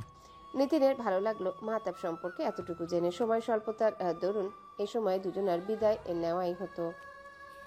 সন্তুষ্ট চিত্তে বলল, থ্যাঙ্কস এ লট, পরিচিত হয়ে ভালো লাগলো। আই উইশ আমাদের আবার দেখা হবে। হাত মেলালো নিতিন। নিজের কন্ট্যাক্ট নাম্বারটা দিয়ে শেষে বিদায় নিল দুজন দুদিকে নিজেদের গন্তব্যের উদ্দেশ্যে। রাত 12টা নাগাদ কলিং বেলের শব্দে বিছানা ছেড়ে এগিয়ে এলেন সুলতানা। এই সময়টা বাড়িতে তিনি একাই থাকেন। বাড়িতে দুটো ছেলের জননী হিসেবে নিজেকে দাবি করতে পারলেও একটি কন্যা সন্তানের অভাবে একাকিত্বে বেশ পোহাতে হয় তাকে। কাজের মেয়েটা দিব্যি নাক ডেকে ঘুমিয়ে যাচ্ছে, তাকে ডেকে যে বলবেন সে উপায়টুকু নেই। অগত্যা নিজেই বাধ্য হয়ে ক্লান্ত শরীরটাকে বাইরে নিয়ে এগিয়ে এলেন। দরজা খুলতে এক আগন্তুক দেখে মনে মনে সামান্য চমকে গেলেন। এই মাঝরাতে একজন আগন্তুকের তার সদর দরজাভাবে বিনা অনুমতিতে আগমন তিনি তৎক্ষণাৎ মেনে নিতে পারলেন না। তার উপর সঙ্গে কয়েকটা ব্যাগপত্র। সুলতানা আগন্তুকের নিকট জানতে চাইলেন, কে আপনি, এখানে কি চাই? আগন্তুকের নিকট হতে জবাব এলো, আসসালামু আলাইকুম, আমি মাহতাব, হাসিন আলমাস মাহতাব। নামটা কোথাও শুনেছেন বলে মনে হলো সুলতানার। পরক্ষণে মনে হতে বিস্ময় এসে তার মাঝে জড়ো হলো। তিনি অবাক এবং একই সঙ্গে খুশিও হলেন। তুমি মাহতাব, এসো ভিতরে এসো। আশেপাশে নজর বুলিয়ে দেখলো চারপাশটা বেশ গোছালো এবং পরিপাটি। এক ঝলক দেখে ভালো লাগলো মাহতাবের নিকট। সুলতানা মাহতাবকে নিয়ে একটি কক্ষের সামনে এসে দাঁড়ালেন। মূলত যা ছিল বাসার গেস্ট রুম। তুমি ফ্রেশ হয়ে এসো, খেয়ে দিয়ে রেস্ট নাও, বাকি গল্প আগামীকাল হবে। জি আচ্ছা। নিজের জন্য বরাদ্দকৃত কক্ষটি চারিপাশে নজর বুলিয়ে দেখলো মাহতাব। বাহিরের হলরুমের মতোই বেশ গুছানো পরিপাটি। দেয়ালের এক কোণায় টাঙানো কতগুলো ছবির ফ্রেম। মাহতাবের দৃষ্টি আটকে গেল একটা ছবির দিকে। বিস্মিত নয়নে তাকিয়ে রইল অনিমেষ। শান্তিনগর গ্রামের নাম। ক্ষেতের কাজ শেষ করে পাশের দিঘল জলাধারের পাশে হাত মুখ ধুতে যান রমিজউদ্দিন। তারপরই বাড়ির পথ ধরবেন তিনি। হাত মুখ ভালো করে ধৌত করে উঠে আসছিলেন। হঠাৎই খানিকটা দূরে কিছু একটা ভাসতে দেখা গেল। জিনিসটাকে দূর থেকে ধূসর সাদা রঙের বলে মনে হলো। শুরুতে পাত্তা দিতে চাইলেন না রমিজউদ্দিন, নিজের মতো হেঁটে যেতে লাগলেন। পাশ হয়ে যাওয়ার সময় ফের নজরে পড়ল। এবার আর দূরে দাঁড়িয়ে নন, বরং অতি সন্নিকটে। বস্তার মতো মনে হলো জিনিসটাকে। কৌতূহল দমিয়ে রাখতে পারলেন না তিনি। এগিয়ে গেলেন খতিয়ে দেখতে, কিন্তু তা সত্ত্বেও জিনিসটাকে পাড়ে টেনে তুলতে হলেও প্রয়োজন শক্তপোক্ত এক লাঠির। আশেপাশে চেয়ে দেখলেন, পেলেন না। পরক্ষণে পাশের বাঁশঝাড় থেকে খুঁজে আনলেন মাঝারি ধরনের বাঁশ। টেনে আনার সময় খেয়াল করলেন বস্তাটা বেশ ভারী। কি এমন আছে ওতে কে জানে। পাড়ে এনে বহু কষ্টে বস্তাটি টেনে তুললেন। বস্তার মুখটি খুলিয়ে ভেতরের দিকে উকি দিলেন। রীতিমতো একটা পচা ভোটকা গন্ধ এসে নাকে বাড়ি খেলো। ভেতরের বস্তুটি বুঝতে পারার সঙ্গে সঙ্গে ভয় পেয়ে বস্তাটি হাত থেকে ছেড়ে দিলেন রমিজউদ্দিন। কাল বিলম্ব না করে তৎক্ষণাৎ ছুটে পালিয়ে গেলেন সেখান থেকে। পচা বিগলিত একটি লাশের সন্ধান পেয়েছে পুলিশ। ক্রেন দিয়ে টেনে তুলছে লাশটিকে একটি জলাধারের মধ্য থেকে। লাশটিকে ঘিরে দাঁড়িয়ে আছে কতগুলো মানুষ, একাধারে পুলিশ ফোর্স। লোকটির চেহারা দেখার পূর্ব মুহূর্তে নূর শোয়া থেকে লাফিয়ে উঠে বসে পড়ে। সহ্য করার ক্ষমতা না থাকায় নিদ্রা জগৎ থেকে বের হয়। হাঁপাতে থাকে এক নাগাড়ে। বুঝতে পারে ফের দুঃস্বপ্ন দেখেছে। মাথার উপর ফুল স্পিডে ফ্যান চলছে, তা সত্ত্বেও অনবরত ঘামছে মেয়েটা। মাথা ঝিম ধরে আসে। কিয়ৎক্ষণ সময় নিল নিজেকে সামলে নিতে। বাইরে থেকে সূর্যের আলোকরশ্মি ঘরের ভেতর এসে প্রবেশ করছে। বোঝা গেল আকাশটা আজ বেশ পরিষ্কার ঝলমলে। মেঘ হয়তো বা খুব একটা নেই। নূরের মনে পড়ল আজ ওর ওরিয়েন্টেশন প্রোগ্রাম আছে। মায়ের আলাপন কানে এসে পৌঁছচ্ছে না। অন্যদিন মাই তাকে ডেকে দেন, আজ যে বরং ব্যতিক্রম হলো। নূর ভাবতে ভাবতে বিছানা ছাড়ল। হাত মুখ ধুয়ে কক্ষে আসতেই ভূত দেখার মতো চমকে উঠল। কাকে দেখছে সামনে বিস্ময় নিয়ে তাকাতে শুনতে পেল, সারপ্রাইজ। নূর অবাক হয়েও স্বভাবসুলভ মৃদু হাসল। জোরে কিংবা অট্টহাসি ওর স্বভাবের বিপরীত। কখন এলে ভাইয়া? নিতিন জানালো, গতকাল রাতে। তুমি ঘুমিয়েছিলে তাই ডাকিনি। কাজটা মোটেও ঠিক করনি, আমাকে তোমার ডাকা উচিত ছিল। নিতিন বসা থেকে উঠে এলো, বোনকে জড়িয়ে ধরে সান্ত্বনা জোগালো। তোমার শরীরটা খারাপ, তার জন্যই ডাকিনি। মন খারাপ করো না, ভার্সিটি থেকে ফিরে এসো, ঘুরতে নিয়ে যাব। নূর নীরব সম্মতি জানালো। নিতিন জানে তার বোনটা ছোট থেকে এমন চুপচাপ। আত্মীয়দের কারোর সাথে তো মিশে না, এমনকি ওর সমবয়সীদের সঙ্গেও না। ছোটবেলায় অন্য সব সাধারণ বাচ্চাদের ন্যায় বেড়ে উঠেছে নিতিন। সেই হিসেবে নূর ছিল যথেষ্ট চুপচাপ। মা বাবা এবং ভাই ছাড়া অন্য কারোর কাছে যেত না। বড় ভাই হিসেবে নিতিন কিংবা নূরের বাবারও কখনো ছেলেদের থেকে দূরে থাকার হুঁশিয়ারি দিতে হয়নি। বরং ছেলেদের আশেপাশে দেখলে নূর নিজে থেকেই অস্বস্তি বোধ করে। ছোট থেকে বোনের একমাত্র খেলার সাথী ছিল নিতিন নিজেই। 5 বছরের বড় ছোট হওয়া সত্ত্বেও নূর কেবল ভাইকেই বন্ধু ভাবতে পারত। 5 বছর আগে নিতিন চলে যাওয়ার সময় মন খারাপ দেখেছিল নূরের। ফোনে বেশ কয়েকবার শুনেছিল নূরের অসুস্থতার কথা। এও শুনেছে অসুস্থতা সেরে ওঠার পরিবর্তে ক্রমশ বেড়ে চলেছে। একটাই মাত্র বোন, তার বহু কষ্টে চেয়ে তাকে পেয়েছে। সেই বোন হারিয়ে গেলে নিতিনের মতো হতভাগা দুটো থাকবে না বলে তার ধারণা। বাবা মায়ের মতো বোনের চিন্তা তাকেও ক্রমশ কাবু করে। তাই তো ছুটে এসেছে সব ফেলে। নূর রিক্সা থেকে নেমে ভাড়া মিটিয়ে ক্যাম্পাসের ভিতর প্রবেশ করে। প্রবেশদ্বারে এসে দাঁড়াতেই হঠাৎ খেয়াল গেল পুলিশের গাড়ির দিকে। ক্যাম্পাসের মাঠে প্রচুর ভিড়। ওরিয়েন্টেশন প্রোগ্রাম উপলক্ষে টাঙানো প্যান্ডেলের ভিতরটা পুরোটাই ফাঁকা পড়ে আছে। যেখানে শিক্ষার্থীদের সমাগম থাকার কথা সেখানে না থেকে সমাগম উল্টো দিকে। নূরের পরপর একই স্থানে এসে দাঁড়ালো সুইটি। নূর পাশে ফিরে আচমকায় তাকে দেখে চমকে উঠল। সুইটি অবাক চাহনিতে ড্যাব ড্যাব করে তার দিকে তাকিয়ে আছে। নূরের কে চমকাতে দেখে সুইটি তাকে আশ্বস্ত করলো, নূর ভয় পেও না, আমি সুইটি। ওহ তুমি? হ্যাঁ, তুমি এখানে দাঁড়িয়ে আছো কেন? আয় ওই দিকটায় যাই। ইচ্ছে না থাকা সত্ত্বেও নূরের অগত্যায় সুইটির সঙ্গে যেতে হলো। দুজন পাশাপাশি হাঁটতে হাঁটতে পেছন দিকে চলে আসে। ক্যাম্পাসের এই জায়গাটা অন্য সব সাধারণ দিনের চেয়ে আজ সম্পূর্ণ নির্জনতায় ঘেরা। বড়সড় একটা কৃষ্ণচূড়া গাছ সশরীরে মাথা উঁচু করে দাঁড়িয়ে আছে। নিচের দিকে তাকিয়ে হাঁটছে নূর। কৌতূহল নিয়ে জানতে চাইল সুইটির নিকট, কি হচ্ছে ওখানে, তুমি কি জানো? যতদূর শুনেছি ভার্সিটির এক সিনিয়র গত 3 দিন ধরে নিখোঁজ। ওনার বাবা শান্তিনগরের চেয়ারম্যান, এখানে বাসা নিয়ে থাকতেন। পুলিশে রিপোর্ট করায় জিজ্ঞাসাবাদের স্বার্থে পুলিশ খোঁজ নিতে এসেছে। তাহলে আমাদের ওরিয়েন্টেশন? ওইটা আর আজ হবে বলে কি মনে হয় তোমার? হবে না কেন? হবেই বা কেন? ক্যাম্পাসে সিনিয়রদের প্রভাব কেমন তুমি তো তা জানোই।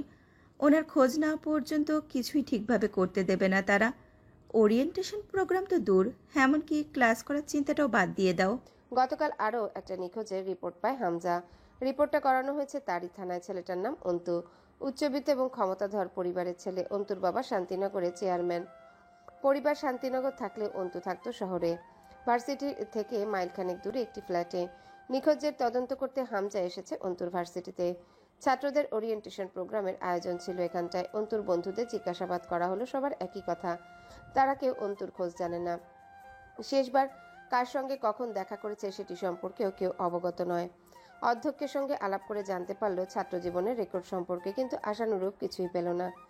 জিজ্ঞাসাবাদ শেষ করে থানার দিকে রওনা দিল হামজা। রবিন পাশে ড্রাইভিং সিটে বসা হামজা গভীর চিন্তায় মগ্ন। গত 1 সপ্তাহে কিছুই জোগাড় করতে পারেনি এই পর্যন্ত। এভাবে চলতে থাকলে এসপি জহুরুল হক তার চাকরি নির্ঘাত কেড়ে নেবেন। সবার কথা শুনে হামজা বুঝতে পারল এরা সব যুক্তি করে এসেছে। আজকে জিজ্ঞাসাবাদে হামজা এতটুকুও বেশ বুঝেছে অন্তুর বন্ধুদের মাঝে কেউ সত্যিই জানে না, আবার কেউ মিথ্যে কথা বলছে। হামজার চিন্তিত চেহারা রবিনের দৃষ্টি এড়ালো না। স্যার, কি ভাবছেন? রবিন সাহেব, আপনাকে মনে হচ্ছে না প্রিন্সিপাল মিথ্যে কথা বলছেন? প্রিন্সিপাল মিথ্যে কেন বলবেন স্যার? আমার তো মনে হচ্ছে ছেলেটার বন্ধুরা মিথ্যে বলেছে। ছাত্র রাজনীতি সম্পর্কে দেখছি আপনার নলেজ খুবই কাঁচা রবিন সাহেব। কেসটা সলভ হওয়ার সম্ভাবনা কেন জানি মনে হচ্ছে এইখান থেকে মিলবে বলে আমার মনে হচ্ছে। শান্তিনগরের একটা জলাশয় থেকে অন্তুর লাশ পেয়েছে শান্তিনগর থানা পুলিশ। তাদের মাধ্যমে আবার অন্তুর খবর নিতে গিয়ে সবটাই জানতে পেরেছে অফিসার হামজা তাজওয়ার। অন্তুর লাশের ছবি তুলে এতক্ষণ যা সামাজিক যোগাযোগ মাধ্যমগুলোয় প্রচারণা শুরু হয়ে গেছে। একের পর এক টকবগে যুবক হারিয়ে যাচ্ছে। এদেরকে জীবিত নয় বরং লাশ হিসেবে পাওয়া যাচ্ছে। ধীরে ধীরে জনগণ ক্ষিপ্ত হয়ে উঠছে। প্রশাসন এখনো কেন হাত পা গুটিয়ে বসে আছে, কেনই বা কিছু করছে না? থানার সামনে অনেক মানুষ ভিড় জমালো। সাংবাদিকদেরও সমাগম দেখা যাচ্ছে কম বেশি। হামজা এসে থানায় আসতে সবাই তাকে ঘিরে ধরল। ইতিমধ্যে বেশিরভাগ জেনে গেছে কেসটা হামজা সামলাচ্ছে। কোনো রকমে তাদের থেকে পালিয়ে থানায় ফিরতে পারলেও ভেতরে এসে এসপির তোপের মুখে পড়তে হলো। ওনার চেহারা দেখে বোঝাই যাচ্ছে তিনি বেশ ক্ষিপ্ত হামজার উপর। হামজাকে দেখে বললেন, বাইরের খবর কি? কি বলে? আজকেও সেদিনের সে সিনিয়র অফিসার সেখানে উপস্থিত আছেন। তিনিও পাশ থেকে বেশ মজা পাচ্ছেন এসপির জেরা করা দেখে। যা তার চেহারা দেখেই বোঝা যাচ্ছে। হামজার জবাব দেওয়ার মতো কিছুই পেল না। গতকাল রাতে কেসের স্টাডি করতে গিয়ে বাড়ি অবধি ফেরেনি। রাতটা তাকে থানায় বসে কাটাতে হয়েছিল। আজও একইভাবে ছুটাছুটি করে যাচ্ছে। কেসটা সম্পর্কে আশানুরূপ কিছুই পাচ্ছে না। হামজাকে নিরুত্তর দেখে এসপি জহুরুল হক ফের বললেন, গত 1 সপ্তাহে কেসটা সম্পর্কে আপনার সেরকম কোনো অ্যাক্টিভিটি দেখছি না। ব্যাপার কি বলুন তো? চাকরিতে কি মন আছে নাকি নেই? আমি আমার যথাসাধ্য চেষ্টা চালিয়ে যাচ্ছি স্যার, এবং শেষ অবধি চালিয়ে যাব। এসপি জহুরুল হক হামজার সিনিয়র অফিসারদের দিকে একবার তাকালেন, অতঃপর দৃষ্টি নিবদ্ধ করলেন হামজার দিকে। দৃঢ়কণ্ঠে হামজাকে বলতে দেখে তিনি কিছুটা বিস্মিত হলেন। এটা কি আপনার মুখের কথাই থাকবে নাকি কাজও কিছু করবেন?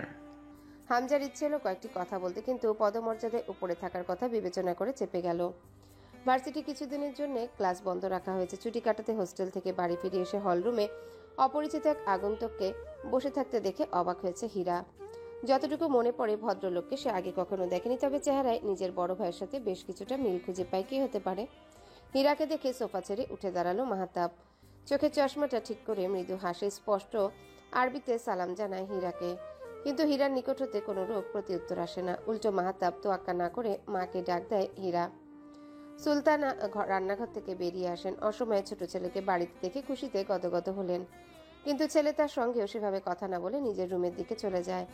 মাহতাব এপাশ থেকে সবটাই লক্ষ্য করে। হীরার আচরণ সবসময়কার মতোই, এমন নতুন কিছু না। কিন্তু মাহতাবের সামনেও হীরার এমন অভদ্র আচরণে সুলতানার মন খারাপ হয়। মাহাতাবের দৃষ্টি যে এতক্ষণ এদিকে ছিল তিনি বুঝতে পেরে সেদিকে তাকিয়ে হাসেন, বলেন, ও হীরা, আমার ছোট ছেলে, মানে তোমার। সুলতানাকে পুরোটা বলতে না দিয়ে মাঝপথে মাহাতাব বলে ওঠে, ভাই। হ্যাঁ, আরও একজন আছে, ওর সঙ্গেও দেখা হবে। ব্যস্ত থাকে তো, তাই সহজে বাড়ি ফিরে না। সুলতানা হীরার রুমের দিকে যান। বাহিরে যানজট মারিয়ে বাড়ি ফিরতে ফিরতে হীরা নেয়ে ঘেমে একাকার। সুলতানা নিজের অতি আদরে ছেলের ঘামে ভেজা মুখটাকে স্নেহের সাথে আঁচলে মুছে দেন। মাকে দেখে হীরা মাহাতাবের কথা জানতে চায়। ড্রয়িং রুমে উনি কে আম্মু? ও মাহাতাব। হীরা মায়ের জবাবে ভ্রু কুঁচকে ফেলে। মাহাতাবটা কে সেটাই তো জানতে চাইছি। তোর ভাই। মায়ের জবাব শুনে হীরা বিরক্ত হয়, সেই সঙ্গে খানিকটা রাগও জমে মাহাতাবের প্রতি, যা তার কণ্ঠস্বরে স্পষ্ট বোঝা যায়। ও তাহলে এই ব্যাপার। সুলতানা কিছু না বলে কেবল মাথা নাড়েন। ভাই না আম্মু, বলো সৎ ভাই।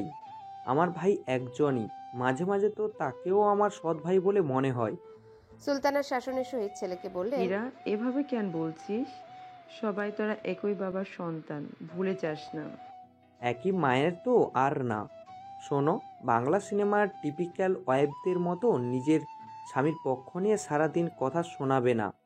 যে স্বামী খবর নেওয়ার বেলায় থাকে না, তার প্রতি তোমার এত কিসের চিন্তা? এইসব কেমন কথা বলছিস? খবর নেয় না কে বলেছে? খবর ঠিকঠাকই নেয়, শুধু তুই দেখিস না। আর বাবার সম্পর্কে এমন কথা কেউ বলে? আমি বলি? যা ফ্রেশ হয়ে আয়, তোকে খাবার দিই। খালি পেটে মাথা গরম থাকে তোর।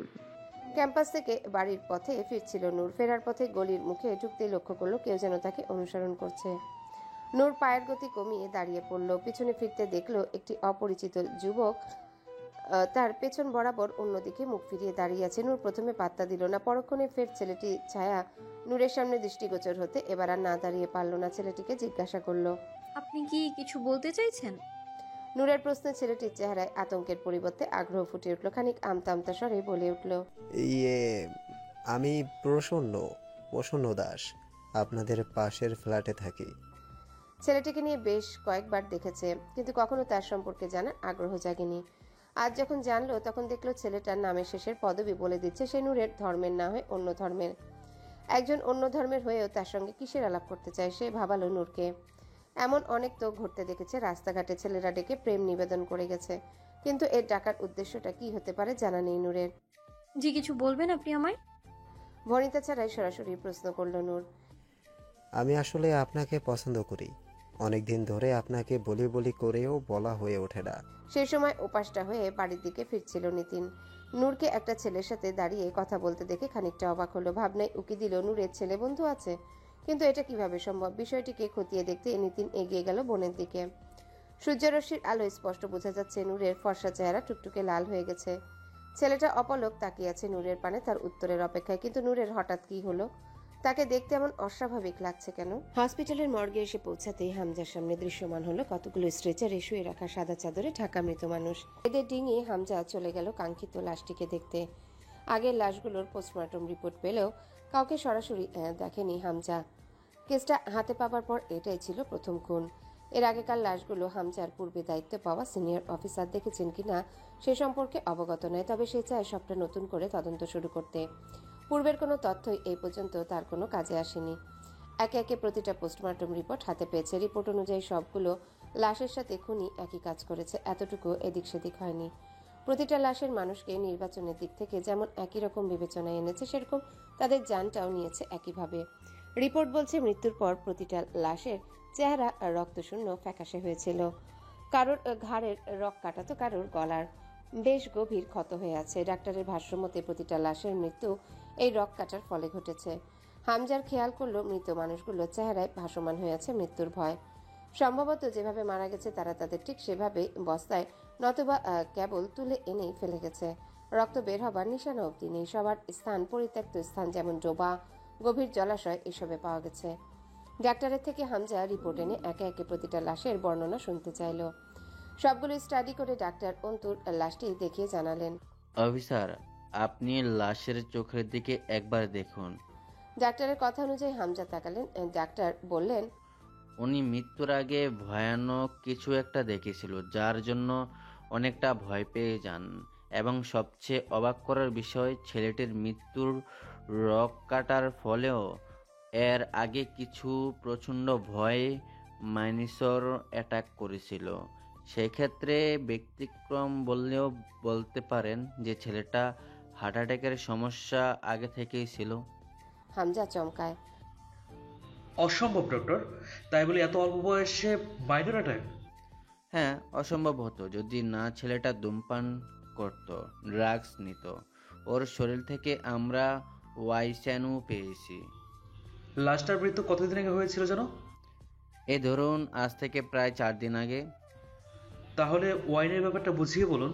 দেখুন অফিসার, একজন মানুষ যতক্ষণ বেঁচে থাকে ততক্ষণ তার শরীরের প্রতিটি অঙ্গ প্রত্যঙ্গ নিজেদের কার্য সম্পাদন করে থাকে। মানুষ যখনই মারা যায় তখনই কিডনি, লিভার, হৃৎপিণ্ডগুলো এদের কার্য নির্বাহ বন্ধ হয়ে যায়, এমনকি হজম ক্ষমতাও হ্রাস পায়। রাত অনেকটা হওয়ায় হসপিটালের এদিকটায় আলো কমিয়ে ফেলা হয়েছে। বেশ দূরত্ব রেখে লাইটগুলো জ্বালানো। তারপর ও পাশেই মর্গ। হসপিটালের কর্মীদের চলাচল নেই, বলা চলে চারপাশটা অনেকটা ভুতুরে ভুতুরে পরিবেশ সৃষ্টি করেছে যেন। ডাক্তারকে বিদায় জানিয়ে রিপোর্ট নিয়ে হামজা বেরিয়ে আসে মর্গ থেকে। দেখতে পায় রবিন বেশ জড়সড় হয়ে মর্গ থেকে অনেকটা দূরে গিয়ে বসে আছে। হামজা মর্গে যাওয়ার সময় কৌতূহল নিয়ে কিছুটা ঢুকে উকি দিয়ে ভেতরে দেখে বেশ ভয় পেয়েছিল সে। তারপর থেকে এখানেই বসেছিল সে, ভুলেও উঠে আর এদিকে পা বাড়ায়নি। আচমকা হামজাকে দেখে রবিন হঠাৎ ভয় পেয়ে যায়, বলে ওঠে, স্যার আপনি? রাত দুপুরে আমি ছাড়া কোনো ভূত আসবে না রবি সাহেব। রবিন ভয়ার্ত কণ্ঠে বলে ওঠে, না স্যার, ভূত আসলে আসতেও পারে, বলা তো যায় না। রবিনের কপালে বিন্দু বিন্দু ঘাম জমে। রবিনের অপরিপক্কতার ন্যায় আচরণ দেখে হামজার বেশ হাসি পেল। রবিন যেন তাকে বেশ মজার কোনো কৌতুক শুনিয়েছে। হাসি লুকিয়ে বলল, রবিন সাহেব, একজন পুলিশের লোক হয়ে যদি আপনি ভয় পান তাহলে কি চলে? স্যার, ভূতেরা কি আর পুলিশ কিংবা সাধারণ মানুষ মানবে? দেখুন না কিভাবে একে একে সাহসী যুবকেরা নিখোঁজ হয়ে যাচ্ছে, সেখানে আমি তো। তাহলে আপনি বলতে চাইছেন এগুলো মানুষ না ভূতের কাজ? তারও তো কি, মানুষ হলে কি আর এতগুলো খুন করতে পারতো? তা আবার হাত কি কাঁপতো না বলেন? মানুষ হলে তো ঠিকই খুন করতো, সাথে হাতও কাঁপতো।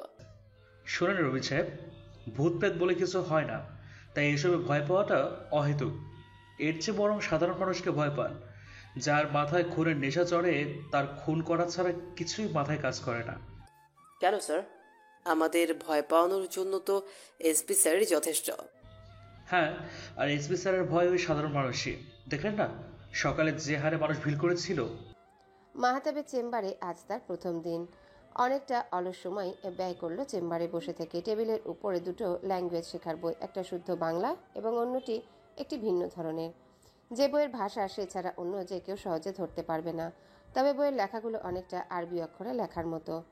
মাহতাবের জন্মস্থান পাকিস্তানের লাহোরে। ছোটবেলার বেশিরভাগ সময় কেটেছে সেখানে। মাহতাবের মা পাকিস্তানি এবং বাবা বাংলাদেশি। মাহতাব জন্মের পর মাকে হারায়। মাহতাব ছোট থাকায় তাকে রেখেই বাবা চলে আসে ফের বাংলাদেশে। সেখানে ওনার একটা পরিবার আছে, যে পরিবারে মাহতাবের দাদা দাদি, মাহতাবের বাবার দ্বিতীয় বউ সুলতানা ছিলেন। মাহতাব কিছু বছর নানা নানির সঙ্গে পাকিস্তানের লাহোরে কাটিয়ে দেয়। একটু বড় হতেই বাবা তাকে এগিয়ে নিয়ে আসেন বাংলাদেশে। সেই ছোটবেলায় একবার আসা হয়েছিল বাবা দাদার দেশে। এখানে এসে নতুন মা পায়, মায়ের আদর পায়, একজন ভাই পায়। এত বছর বাদে এসে দেখতে পায় এখানে তার দুটো ভাই আছে। বোঝার মতো বড় হতেই মাহতাবকে নিয়ে পাড়ি জমায় ইউকেতে। বাবা চাকরির সূত্রে সেখানে কাটায়। ইউকের মতো অপরিচিত শহরে মাহতাবের সঙ্গী হয় মাহতাবের বাবা আব্দুল হাদি। বাবা তাকে অচেনা ল্যাঙ্গুয়েজের বইটা উপহার হিসেবে দিয়েছিলেন, দিয়ে বলেছিলেন এটা পড়লে একদিন মাহতাব নিজের মায়ের সম্পর্কে জানতে পারবে। এতদিনে এসে এখনও মাহতাব জানতে পারেনি নিজের মা সম্পর্কে। মাহতাবের ফোন বাজলো। ভিনদেশি নাম্বার থেকে ফোন এলো। মাহতাব ফোনটি তুলতেই ফোনের ওপাশ থেকে উর্দু ভাষায় শুনতে পেল, महताब बेटा कैसे हो? मैं ठीक हूँ। आप और नाना कैसे हो नानी साहिबा? माशाल्लाह मैं भी अब ठीक हूँ। लो नाना से बात कर लो बेटा। মাহতাবের নিকট রোজ নানা নানির ফোন আসে। টুকটাক খবরাখবর জানিয়ে ফোন রেখে দিলেও আজ একটা জবর খবর পেল মাহতাব। নানা নানি পরের সপ্তাহে বাংলাদেশে আসবেন মাহতাবের সঙ্গে দেখা করতে। কিছুদিন নাতির সঙ্গে কাটিয়ে ফের পাকিস্তান ফিরবে। হামজা বাড়ি ফিরতে ফিরতে অনেক রাত পোহালো। কেসের স্টাডি করতে গিয়ে গতকাল রাতেও শরীরে ক্লান্তি ভুলে গিয়েছিল, আজও সেরকম। একজন দায়িত্বশীল পুলিশ হওয়ার পাশাপাশি সঙ্গে একজন রক্ত মাংসে গড়া মানুষও। এক রাত না ঘুমানোর ফলে বেশ অসুস্থ হয়ে পড়ায় রবিন তাকে জোরপূর্বক বাড়ি এনে নামিয়ে দিয়ে যায়। বাড়ি ফিরতে হলরুমে হামজার একজন নতুন মানুষকে দেখতে পায়। তাকে দেখে সে যতটা না অবাক হয় তার চেয়ে বেশি হয়েছে খুশি। শরীরের অসুস্থতা বেমালুম ভুলে জড়িয়ে ধরে নতুন মানুষটিকে, মানুষটিও থেমে নেই, একইভাবে জড়িয়ে ধরে হামজাকে। মতবিনিময় হয়, সঙ্গে জানানো হয় চলমান দিনকালের খবরাখবর। নূরের অসুস্থতা দিনকে দিন বেড়ে চলেছে। গত 3 দিন ধরে জ্বরে পুড়ে যাচ্ছে নূরের পুরো শরীর। হাত দেওয়ায় দায় দিলে যেন জ্বলে যাবে সে হাত। দিনের বেলা তাপমাত্রা স্বাভাবিক থাকলেও রাতের বেলা দ্বিগুণ হারে বেড়ে যায়। নিতিন বাড়িতে ডাক্তার কিনেছে, তাতেও কোনো উন্নতি দেখছে না। চিন্তায় গ্রাস করছে ফেলেছে একে একে প্রতিটি সদস্যকে। আজ গোটা 3 দিন পর নূরের শরীরে সামান্য উন্নতির দেখা মিলেছে। নূরের মা নাহিদাই 3 দিন মেয়েকে যথাসাধ্য সেবা শুশ্রূষা দিয়ে গেছেন। নূরের উন্নতি দেখতে মোর্শেদ হোসেন কাজে গেলেন। বাড়িতে নিতিন, নাহিদা এবং নূর রয়ে গেছে। মধ্যাহ্ন পেরোতে নূরের বাড়ির কলিং বেল বেজে উঠল। নাহিদা তখন রান্নাবান্নার কাজে ব্যস্ত। নিতিনকে হাঁক ছেড়ে ডাকলেন। মায়ের ডাকে নিতিন এসে দরজা খুলে দিতেই দরজার সামনে দেখতে পায় এক তরুণীকে। মেয়েটিকে এক পলক দেখে নিতিনের কাছে বেশ অপরিচিত বলেই ঠেকেছে। ততক্ষণে নিতিনকে পুনরায় ডাকলেন নাহিদা। জানতে চাইলেন কে এসেছে। নিতিন মেয়েটিকে প্রশ্ন করল, কে আপনি? কাকে চাচ্ছেন? মেয়েটি বিনয়ী স্বরে সালাম দিল নিতিনকে। মেয়েটির ঋণঋণে কণ্ঠস্বর ঝঙ্কার তুলল যেন নিতিনের অবচেতন মনে। মেয়েটি জানালো, আমি সুইটি।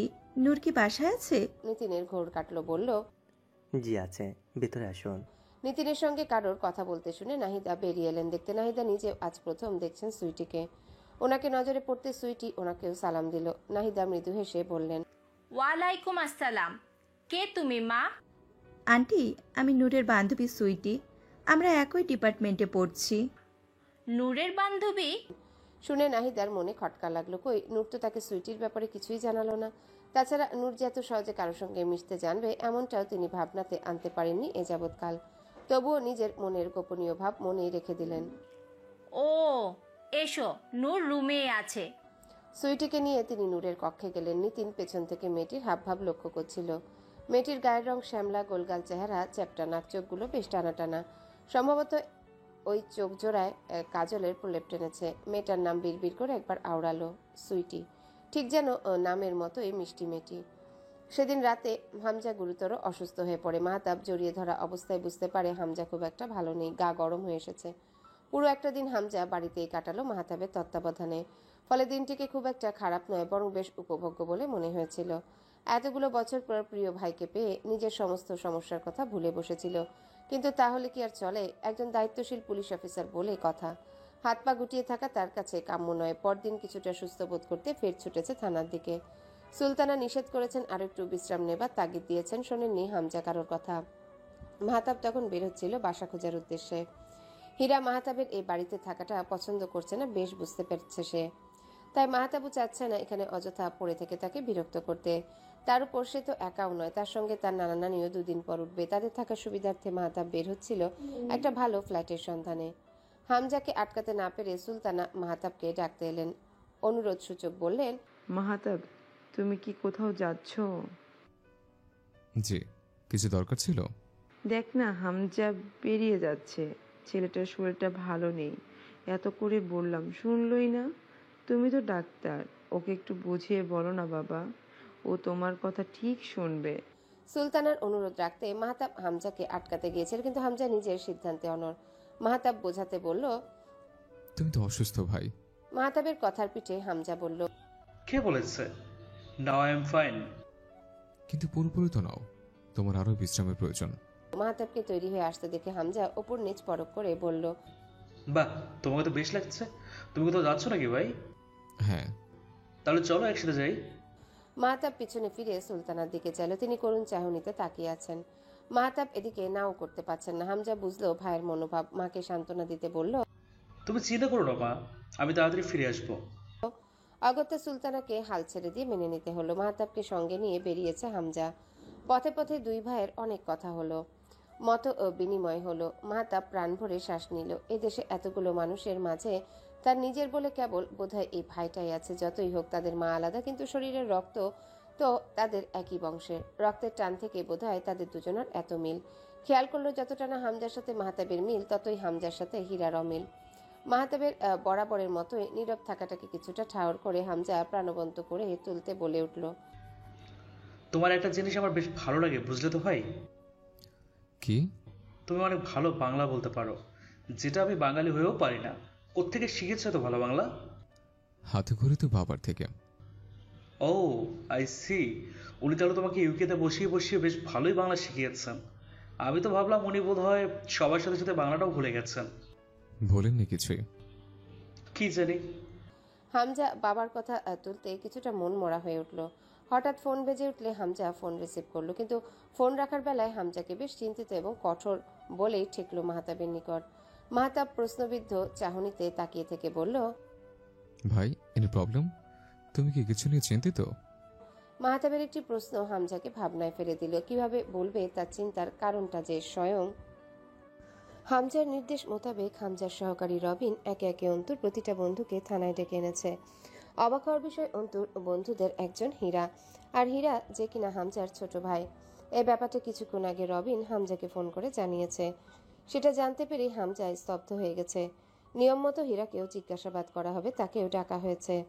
মাহতাবের সঙ্গে হামজা এই মুহূর্তে একটি ক্যাফেতে অবস্থান করছে।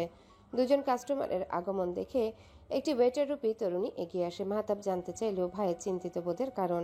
হামজা কিছু বলবে তার আগে সেখানে ওয়েটার রূপী তরুণীটি এসে দাঁড়ালো। দ্রুত হাতে মেনু বাড়িয়ে দিয়ে বলল, স্যার, আপনাদের কিভাবে সাহায্য করতে পারি? কণ্ঠস্বর অনুসরণ করে হামজা এবং মাহতাব দুজনেই সামনের মেয়েটির দিকে তাকালো। মেয়েটিকে দেখে হামজা কিঞ্চিত অবাক হলো, বিস্ময়ে ভরা কণ্ঠে বলে উঠল, আপনি? মেয়েটা বোধহয় বুঝলো হামজার কৌতূহল। সরি স্যার, আমাদের কি আগে পরিচয় হয়েছিল?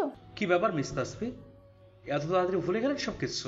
তাসফি মনে করার চেষ্টা করলো, পরক্ষণে বলল, আপনাকে কোথায় যেন দেখেছিলাম। আপনার উডভি খুনের মামলার জন্য আপনাকে জিজ্ঞাসাবাদ করতে আমরা বাড়ি গিয়েছিলাম। বেশি দিন তো হয়নি, এই তো গত সপ্তাহের কথা। তাসফির চেহারায় গাম্ভীর্য ছড়িয়ে পড়ল। নাসিবের নামটা যতবার শুনে ততবারই হয়, নতুন কিছু না। জীবনের কালো অধ্যায় কখনো ভুলতে নেই ইন্সপেক্টর। তা আপনি এই ক্যাফেতে কি করছেন? এই ক্যাফেটা আমার নিজেরই। হামজা ক্যাফের আশেপাশে নজর বুলিয়ে দেখলো। ভালোই, চারিপাশটা একদম ইউনিক ভাবে সাজিয়েছেন, রুচি আছে বলতে হয়। তা কিন্তু থানার সামনে এমন ক্যাফে দাঁড় করানোর ব্যাপারটা কারণটা ঠিক ধরতে পারলাম না। কথার প্রসঙ্গ ঘুরিয়ে পড়ল, স্যার, মেনিউটা আপনার সামনেই আছে, কিছু অর্ডার দেওয়ার হলে জানাবেন। বলেই তাসবি হামজা এবং মাহতাবের সামনে থেকে চলে গেছে। মাহতাব মেনুতে নজর বুলাচ্ছিল এবং হামজা এবং তাসবির কথোপকথনে সজাগ ছিল। তাসবি চলে যেতে মাহতাব কৌতূহল নিয়ে বলে উঠল, মেয়েটার উদ্ভিদ খুন হয়েছিল কিভাবে? একই মামলা ভাই, সবকটা ভিকটিমের পূর্ব রেকর্ড খারাপ। কোথাও তোমার ছোট ভাই না এটাতে আবার জড়িয়ে পড়ে। আমার মেইন ভয়টা আপাতত সেখানেই। মাহতাবের পঞ্চ ইন্দ্রিয় সজাগ হলো যেন। আমার ছোট ভাই বলতে তুমি কি হীরাকে বুঝিয়েছ? হামজা মাথা নেড়ে তাকালো ভাইয়ের দিকে। মাহতাব তাতে যা বোঝার বুঝে গেল। নূর আবছায়া সুইটিকে দেখে বেশ অবাক হলো। সুইটি হঠাৎ বিনা সংবাদে তার বাসায় ছুটে আসার কারণটা তৎক্ষণাৎ ধরতে পারল না। মেয়েটা বাসার অ্যাড্রেস খুঁজে পেলই বা কিভাবে? নানান চিন্তা ঘুরপাক খাওয়া অবস্থায় নূর শোয়া থেকে উঠে বসলো। বিগত কয়েকটা দিন নূরের এভাবে শুয়ে বসে দিন কাটছে। অসুস্থতা ভালোভাবে শরীরে বাসা বেঁধেছে বোধহয়। এর নিস্তার কি সে বা তার পরিবারের কেউই সঠিক জানে না। তবে আজকের দিনটা বোধহয় নূরের জীবনে না এলেও পারত। সুইটিকে দেখে নূর সৌজন্যতামূলক হাসলো। সুইটিকে উদ্দেশ্য করে বলল, আরে তুমি? সুইটি মৃদু হেসে বলল, কেমন আছো নূর? ভালো আছি, তুমি? আমিও ভালো আছি। নূরের মা নাহিদাও সুইটির পেছন পেছন এলেন নূরের ঘরে। মেয়েটাকে কেন যেন তার সুবিধার ঠেকছে না। হঠাৎ বলা নেই কওয়া নেই বাড়ি বয়ে দেখা করতে চলে এলো। নূরও কখনো কোনো বন্ধুদের কথা বাড়িতে জানায়নি। এমনকি গত 3 দিন আগে অপরিচিত ছেলেটার সঙ্গে সাক্ষাতের পর থেকে তিনি নূরের প্রতিটা ব্যাপারে বেশ শঙ্কিত। নাহিদা ঘরে ঢুকে বললেন, দেখো না, হঠাৎ করে জ্বর বাঁধিয়ে নিয়েছে, এখনো সারছে না। কি বলছেন আন্টি, সত্যি? তুমি ওর কপালে হাত দিয়ে দেখোই না। নাহিদা কথাটা বলতে সুইটি নূরের কপালে হাত ছোঁয়ালো। নূরের হঠাৎ কি হলো? সুইটির স্পর্শ নূরের বেশ আরাম বোধ করলো। মাথাটা সকাল থেকেই ধরা ছিল, সেটা অনেকটা শিথিল হয়ে এলো। নাহিদা সুইটিকে উদ্দেশ্য করে বললেন, কি যেন নাম বললে তোমার? জি, আমার নাম সুইটি। আচ্ছা, তা তোমার সাথে নূরের কয়দিনের পরিচয়? এই তো গত সপ্তাহে আমাদের পরিচয় হয়েছিল। আসলে আমিও এই শহরে নতুন, ক্যাম্পাসে কাউকে চিনি না। নূরের সঙ্গে ওই দিন পরিচয় হলো, জানতে পারি আমরা একই ডিপার্টমেন্টে, সেখান থেকে বন্ধুত্ব। বাহ, বেশ ভালো। এটুকু বলেই তিনি নূরের দিকে ফিরলেন। কি রে নূর, তোর যে একটা বান্ধবী হয়েছে আমাকে তো একটি বারও জানালি না। বললেন। নূরের চোখ জোড়া বন্ধ ছিল, তাকে দেখে মনে হয়েছিল সে যেন কোনো ঘোরের মধ্যে আছে। মায়ের ডাকে চোখ মেলে তাকালো। কিছু বললে মা? শুনো মেয়ের কথা, এতক্ষণ যে আমরা এত কথা বললাম, শুনলি না তুই কিছুই? থাক না আন্টি, নূরের হয়তো বেশি খারাপ লাগছে, ও বিশ্রাম নিক, আমি বরং আজ উঠি। সুইটিকে বাধা দিতে নাহিদা বলে উঠলেন, এ কেমন কথা সুইটি, তুমি উঠছো মানে? আজ দুপুরে খেয়ে দে তারপর যাবে। সুইটি বলল, না আন্টি, অন্য আর একদিন, আজ বরং আমি যাই। সুইটি চলে যাওয়ার পূর্বে নূরকে বলে গেল, ভালো থেকো নূর, খুব শীঘ্রই আমাদের দেখা হচ্ছে। নূর মন্ত্রমুগ্ধের ন্যায় তাকিয়ে থেকে কেবল মাথা দুলালো। নূরের ঔষধ কিনতে নিতিন বাড়ির বাইরে বেরিয়েছে। ফার্মেসির সামনে এসে হঠাৎ কয়েক গজ দূরে কাউকে দেখে থেমে গেল। লোকটাকে সে কোথাও যেন দেখেছে। পরক্ষণে মনে পড়তে নিতিনের চোয়াল প্রসারিত হলো। কাল বিলম্ব না করে লোকটার দিকে এক প্রকার ছুটে গেল। ডক্টর হাসিন আলমাস মাহতাব। মাহতাব দাঁড়িয়ে আছে একটি 8 তলা বিশিষ্ট টুলের টাঙানো বাড়ির সামনে। কারোর কণ্ঠে নিজের নাম শুনে পিছনে ফিরে তাকালো সে। আরে নিতিন সাহেব, আপনি? মাহতাব হাত বাড়িয়ে দিল নিতিনের বাড়িয়ে রাখা হাতটার দিকে। হাত মেলানো শেষে নিতিন জানতে চাইল, কেমন আছেন? আলহামদুলিল্লাহ ভালো, আপনি কেমন আছেন? আমি ভালো আছি। দেখাটা আমাদের শেষ অবধি হয়ে গেল, কি বলেন? মাহতাব মৃদু হাসলো। জি, তা তো অবশ্যই। তো এখানে কি করছেন? মাহতাবকে উদ্দেশ্য করে জিজ্ঞাসা করলো নিতিন। বাসা খুঁজতে এসেছিলাম। পেয়েছেন? না, দেখছি। আচ্ছা চলুন তাহলে আপনাকে বাসা খুঁজতে সাহায্য করি। না না, কি বলছেন, আপনি কেন সাহায্য করবেন? বন্ধু হিসেবে ধরে নিন না মাহতাব, আমি এখানকার স্থানীয়। ওই যে দেখছেন, ওটা আমার বাসা। আপনি চাইলে ওখানে দেখতে পারি, চলুন আমার সাথে। হাঁটতে হাঁটতে দুজন নিতিনদের বাসার সামনে চলে আসে। নিতিনদের বাসার 3 তলাটা খালি আছে। পরশু সেখানকার ভাড়াটিয়া চলে গেছে। নিতিনরা থাকে দোতলায়। নিতিনের হাতে ঔষধের প্যাকেট দেখে কৌতূহলবশত মাহতাব বলে উঠল, আপনার হাতে এটা কিসের প্যাকেট? আমার ছোট বোনের ওষুধ। কি হচ্ছে ওনার? নিতিন সামান্য ঘাবড়ে গেল। মাহতাবের সাথে 2 দিনের পরিচয়, এত অল্প সময়ে পরিচয় হওয়া একজনের সাথে নিজের পারিবারিক ব্যাপারটা বলাটা ঠিক হবে কিনা সেটাই ভাবনার বিষয়। মাহতাব বলল, আমি আপনাকে ভরসা করতে পারলে আপনিও চাইলে আমাকে ভরসা করতে পারেন নিতিন। নিতিন চমকালো। মাহতাব বুঝলো কিভাবে তার মনোভাব। আপনি যেন কি বিষয়ক? নিতিনের বাকি কথা শেষ করতে দিল না মাহতাব, এর পূর্বেই জানালো, সাইকিয়াট্রিস্ট। হামজার মুঠোফোন বেজে চলেছে অনবরত। যতবার বাজছে ততবার উদ্বিগ্নতা বাড়ছে। হামজার মা সুলতানা বাড়ি থেকে ফোন করেছেন। থানায় হীরাকে তুলে আনা হয়েছে। জানে হীরা চিন্তায় তিনি তাকে ফোন করছেন। হামজা ইচ্ছে করেই তুলছে না। ইন্টারোগেশন রুমে হীরাকে জিজ্ঞাসাবাদ করা হচ্ছে। হামজা আজ সেদিকটায় পা বাড়ায়নি। জিজ্ঞাসাবাদের দায়িত্ব দিয়েছে রবিনের ঘাড়ে। ঘণ্টাখানেক অতিবাহিত হওয়ার পর রবিন বেরিয়ে আসে। রবিনকে দেখে হতাশ বলে মনে হলো হামজার নিকট। দৃষ্টিতে দৃষ্টি নিবদ্ধ হতে রবিন ইশারায় বোঝালো হতাশার কারণ। হামজা বুঝলো যা করার তাকেই করতে হবে। ভাইয়ের খোলস বদলে একজন কর্তব্যরত পুলিশ অফিসার রূপে এগিয়ে গেল ইন্টারোগেশন রুমের দিকে। রাত 8:45 নাগাদ হীরা বসে আছে একটা চেয়ারে। টেবিলের উপর হলদে বাল্বের আলো পড়ছে। মাথা নিচু করে হাত জোড়া সামনে জড়ো করে বসে আছে হীরা। হামজাকে আসতে দেখে হীরা এক প্রকার উঠে পড়ল। ভাইকে দেখে কলিজায় পানি এলো যেন।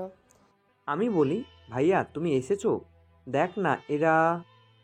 হামজা হাত দিয়ে থামিয়ে দিল হীরাকে। গম্ভীর মুখে বলল, এখানে কেউ কারো না ভাইয়েরা, এখানে আমি একজন দায়িত্বশীল অফিসার আর আপনি একজন সাক্ষী।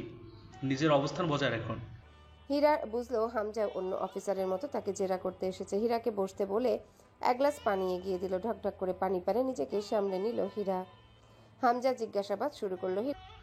অন্তর্ক্ষণের দিন আপনি কোথায় ছিলেন? হীরা চুপ করে রইল। কি বলবে সেটাই বুঝে উঠতে পারছে না। কি ব্যাপার, কথা বলছেন না কেন? হলে ছিলাম। অন্তর ফোন কল অনুযায়ী শেষবার সে আপনাকে অনেকগুলো মিসড কল করেছিল। কেন করেছিল? আমতা আমতা করলো হীরা। আসলে আসলে আসলে কি?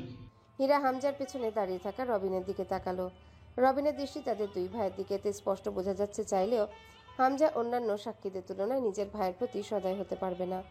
রবিন পেছন থেকে বলে উঠল, এই একই প্রশ্ন আমিও করেছিলাম স্যার, কিন্তু উনি কিছুতেই জবাব দিচ্ছেন না। হীরাকে উদ্দেশ্য করে রবিন বলল, হীরা, আপনি যদি নির্দোষ হন তাহলে আপনাকে কেউ কিচ্ছু করবে না, কিন্তু আপনি যদি দোষ করে থাকেন তাহলে আপনার ভাইও আপনাকে বাঁচাতে পারবে না, এতটুকু বোঝার চেষ্টা করুন। হীরা ভয়ার্ত স্বরে বলল, স্যার আপনি কি একটু বাইরে যাবেন? আমি ভাইয়ার সাথে কয়েকটা কথা শেয়ার করতে চাই। রবিন যেতে নিলে হামজা বাধা দেয়। আপনি কোথাও যাবেন না রবিন, এখানে দাঁড়িয়ে থাকুন, যা বলার হীরা আপনার সামনেই বলবে। হীরা করুণ স্বরে ডাকলো, ভাইয়া। আপনার যা বলার আপনি এখানেই বলবেন। হামজা ধমকে উঠল। হীরা ভয়ের পাশাপাশি লজ্জায় জড়সড় হয়ে চুপটি করে বসে রইল। বলুন, কেন ফোন করেছিল আপনাকে? আমার কাছ থেকে টাকা চাইছিল অন্ত। হামজা অবাক হলো। টাকা? কিসের টাকা? হীরা ফের চুপ করে রইল। হামজার রাগ বাড়ল বই কমল না। ইচ্ছে করলো হীরাকে কষিয়ে দুটো চড় মেরে দেয়, কিন্তু নিজের জন্মদায়িনীর কথা বিবেচনায় এনে দিতে পারে না। হীরা সুলতানার অতি আদরের সন্তান, ওর গায়ে তিনি কখনো ফুলের টোকাটা পর্যন্ত দেননি, যার ফলস্বরূপ আজকের এই দিনটা তাকে দেখতে হচ্ছে। বদমেজাজি একরকম মনোভাব এমনকি আজ নতুন করে জানলো তার অসৎ সঙ্গ সম্পর্কে। অন্ত এক সময় আমার রুমমেট ছিল, পরে ও হল ছেড়ে নিজের বাবার কেনা ফ্ল্যাটে ওঠে। আড্ডা দেওয়ার নাম করে আমরা অন্তরের ফ্ল্যাটে প্রায় রাতে সময় কাটাতাম। ওর কতগুলো বদ অভ্যাস ছিল, তার মধ্যে একটা নারীর সঙ্গ। অনেকবার এমনও হয়েছে ওর ফ্ল্যাটে আমরা ওকে একাকী এক এক দিনে এক এক মেয়ের সঙ্গে সময় কাটাতে দেখেছি। বড়লোক বাবার বিগড়ে যাওয়া ছেলে সেই, প্রায় রাতে বাড়ি যেত। সেদিনও গিয়েছিল। সেই দিন ওয়ালেটটা রুমে রেখে যায়। আমাকে ফোন করছিল যাতে ওর ওয়ালেট দিয়ে আসি। আমি গুরুত্ব দেইনি, চেয়েছি ড্রিঙ্ক করতে না পেরে আজ না হয় ফিরে আসুক, কিন্তু কে জানতো এমনটা ঘটবে। ওর সাথে কি আপনিও বাড়ি যাতায়াত করতেন? প্রশ্নটা শুনে হীরার কপাল বেয়ে ঘামের প্রাদুর্ভাব দেখা দেয়। হীরার চেহারা লুকানো ভাব দেখে যা বোঝার বুঝে যায় হামজা এবং তার পেছনে দাঁড়িয়ে থাকা রবিন। রবিন হামজার চেহারার দিকে তাকিয়ে আছে। হামজার চোয়াল শক্ত হয়ে আছে আর হীরার চেহারায় পড়েছে ভয়ের ছাপ। ইন্টারোগেশন শেষে হীরাকে নিয়ে বেরিয়ে আসে হামজা। বেরিয়ে আসতেই দেখা হয়ে গেল সিনিয়র অফিসারের সঙ্গে। তিনি হামজাকে দেখে টিটকারি সূচক বাক্য ব্যয় করলেন। কি ব্যাপার অফিসার, এই যে দেখছি ভালোভাবেই নেমেছেন, নিজের ভাইকে অবধি ছাড় দিচ্ছেন না। শেষের কথাটা হীরার দিকে তাকিয়ে বললেন। হামজা বুঝলো সবাই জেনে গেছে কেসের ভিকটিমের সঙ্গে হামজার ছোট ভাইও জড়িত আছে। বিচলিত দেখা গেল না হামজাকে। অফিসার চেয়েছিলেন হামজাকে বড় সড়ভাবে হেনস্থা করতে, যা স্পষ্ট বুঝলো হামজা। হীরাকে ইশারায় গাড়িতে বসতে বলে। সিনিয়র অফিসারদের উদ্দেশ্যে হামজা মৃদু হাসলো, বলল, নিজের কাজের ক্ষেত্রে সবসময় ব্যক্তিগত জীবন টানতে হয় না, বুঝলেন তো স্যার। এখানে আমি ভাইয়ের আগে একজন দায়িত্বশীল পুলিশ অফিসার। কেসটা সমাধান করতে যদি আমার আপনার পরিবারের কাউকেও হারানো লাগে, আপনি নিশ্চয়ই সেক্ষেত্রে মানা করবেন না। কি বলতে চান অফিসার? অফিসার থতমত হয়ে গেল। শুরুতে এসে হামজার ভালো অবস্থান তিনি কোনোভাবেই মেনে নিতে পারছেন না। যেখানে তিনি অতি কষ্টের সহিত এত দূর এসেছেন, সেখানে হামজা শুরুতেই এত দূর। কেসটা সলভ হলে হামজা তার সমান পদে উন্নীত হবে কিনা, তখন সব নামডাক হামজার। তাই তো খুব করে চান হামজার অবনতি। হামজা জানালো, কিছুই না, কেবল আপনাকে আপনার এবং আমার কর্তব্য সম্পর্কে অবগত করলাম। মাহতাব বাড়ি ফিরে গোছগাছ শুরু করেছে। আগামীকাল নতুন বাড়ি উঠবে। পরশু নানা নানির ফ্লাইট। তাদের যেন এসে কষ্ট না হয়, তাই সে আগে থেকেই সব বন্দোবস্ত করে রাখবে। এখনো প্রচুর কাজ জমে আছে, সব শেষ করতে হবে আগামীকালের মধ্যে। গোছগাছ শেষে শোবার প্রস্তুতি নিচ্ছিল, এমন সময় পাশে হলরুম থেকে চেঁচামেচির শব্দ শোনা গেল। মাহতাব কৌতূহল নিয়ে দেখতে গেল। সুলতানা এক কর্নারে দাঁড়িয়ে আছেন, আঁচলে মুখ গুজে। এদিকে একাধারে চেঁচিয়ে যাচ্ছে হীরা, আমি তোমায় আগেই বলেছিলাম না, এই আমার ভাই না, এই আমার ভাই কিছুতেই হতে পারে না। না হলে আজও নিজের লোকদের দিয়ে আমায় থানায় তুলে নিয়ে যেতে পারতো না। মুখ সামলে কথা বলি না, নিজে দোষ করেছিস সেটা স্বীকার কেন করছিস না? কি দোষ করেছি আমি? হ্যাঁ দেখাও কি দোষ করেছি। আমার ভাই একটা অফিসার হওয়া সত্ত্বেও আমাকে সে তুলে নিয়ে পাঠিয়েছে। ভাইয়ের চাইতে নিজের চাকরিটাই তোমার মুখ্য হয়ে গেছে। আজ যদি তোমার সৎ ভাই, সরি প্রাণপ্রিয় ভাই মাহতাব আমার জায়গায় হতো, তাকে নিতে পারতে। মা, তোমার ছেলেকে সংযত হতে শেখাও, না হলে কিন্তু কি? গারদে ভর। হীরা, তুই কিন্তু বেশি কথা বলছিস, আমাকে রাগাস না বললাম। হীরা তেরে এসে হামজার সামনে দাঁড়ালো। রাগালে কি করবে বল? হামজা নিজের রাগকে এযাবৎ নিয়ন্ত্রণ করে রাখলেও হীরার উচ্চস্বরে চেঁচামেচি দেখে নিজেকে সামলাতে পারল না। সেও তেরে আসে হীরার দিকে। এমত অবস্থায় মাহতাব দু ভাইয়ের মাঝখানে এসে পড়ে, হামজাকে বাধা দেয়। হীরা মাহতাবকে দেখে ফের ফুলে ওঠে। ঠিক এভাবেই আমার কাছ থেকে সব কেড়ে নেওয়া হয়েছিল। প্রথমে বাবাকে, এরপর ভাইকে, একে একে সবাইকে কেড়ে নিয়ে যাচ্ছে লোকটা। হামজা ধমকে ওঠে। চুপ করবি তুই? মাহতাবের থেকে নিজেকে ছাড়িয়ে নিতে মাহতাবের উদ্দেশ্যে বলে, ছেড়ে দাও আমায়, আজ ওর সব কথা আমি শুনবো। না ভাই, মাথা গরম করো না। মাহতাবের বেজায় মন ফের বেজার হয়ে ওঠে। হীরা তাকে পছন্দ করে না ঠিকই, কিন্তু রক্তের সম্পর্কের দিক থেকে তারা তিনজনই ঔরসজাত ভাই। হামজার নিকট মাহতাবের অপমান নেওয়া যেমন সম্ভব হচ্ছে না, তেমনি হীরাকে এই মুহূর্তে শাসন করাটাও ক্রমাগত নাগালের বাহিরে। নিরুপায় হয়ে মায়ের দিকে দৃষ্টি নিবদ্ধ করে হামজা প্রস্থান করল। মাহতাব ব্যালকনিতে দাঁড়িয়ে আছে। বাহিরে আজ মৃদু বাতাস বইছে। আগামীকাল সকাল সকালই বেরিয়ে পড়বে মাহতাব। হামজা শাওয়ার নিয়ে দিকটা এসেছে। আজকের পর থেকে হয়তো তাদের একসাথে সময় কাটানো নাও হতে পারে। ভাইকে রুম ছেড়ে ব্যালকনিতে দাঁড়িয়ে থাকতে দেখে নিঃশব্দে পা বাড়িয়ে এগিয়ে আসে। আজকে রাতে তুমি কি আমার সঙ্গ দেবে ভাই? মাহতাবের কণ্ঠ শোনা গেল। হামজা চমকালো। মাহতাব বুঝলো কি করে? সে তো আসার সময় কোনো শব্দ করেনি, কিংবা আসবে এমনটাও বলেনি। তবে আগে বল, আমি এসেছি তুমি বুঝলে কিভাবে? মাহতাব রহস্যময় হাসলো। আমি সব বুঝতে পারি ভাই। সত্যি? হ্যাঁ। হামজা মজার ছলে বলল, আর কি কি বুঝতে পারো? মাহতাবও একইভাবে জবাব দিল। তুমি আমার সামনে দাঁড়িয়ে ঠিক কি কি চিন্তা করছো সেসব আমি বুঝতে পারি। হামজা ভ্রু কুঁচকে তাকালো।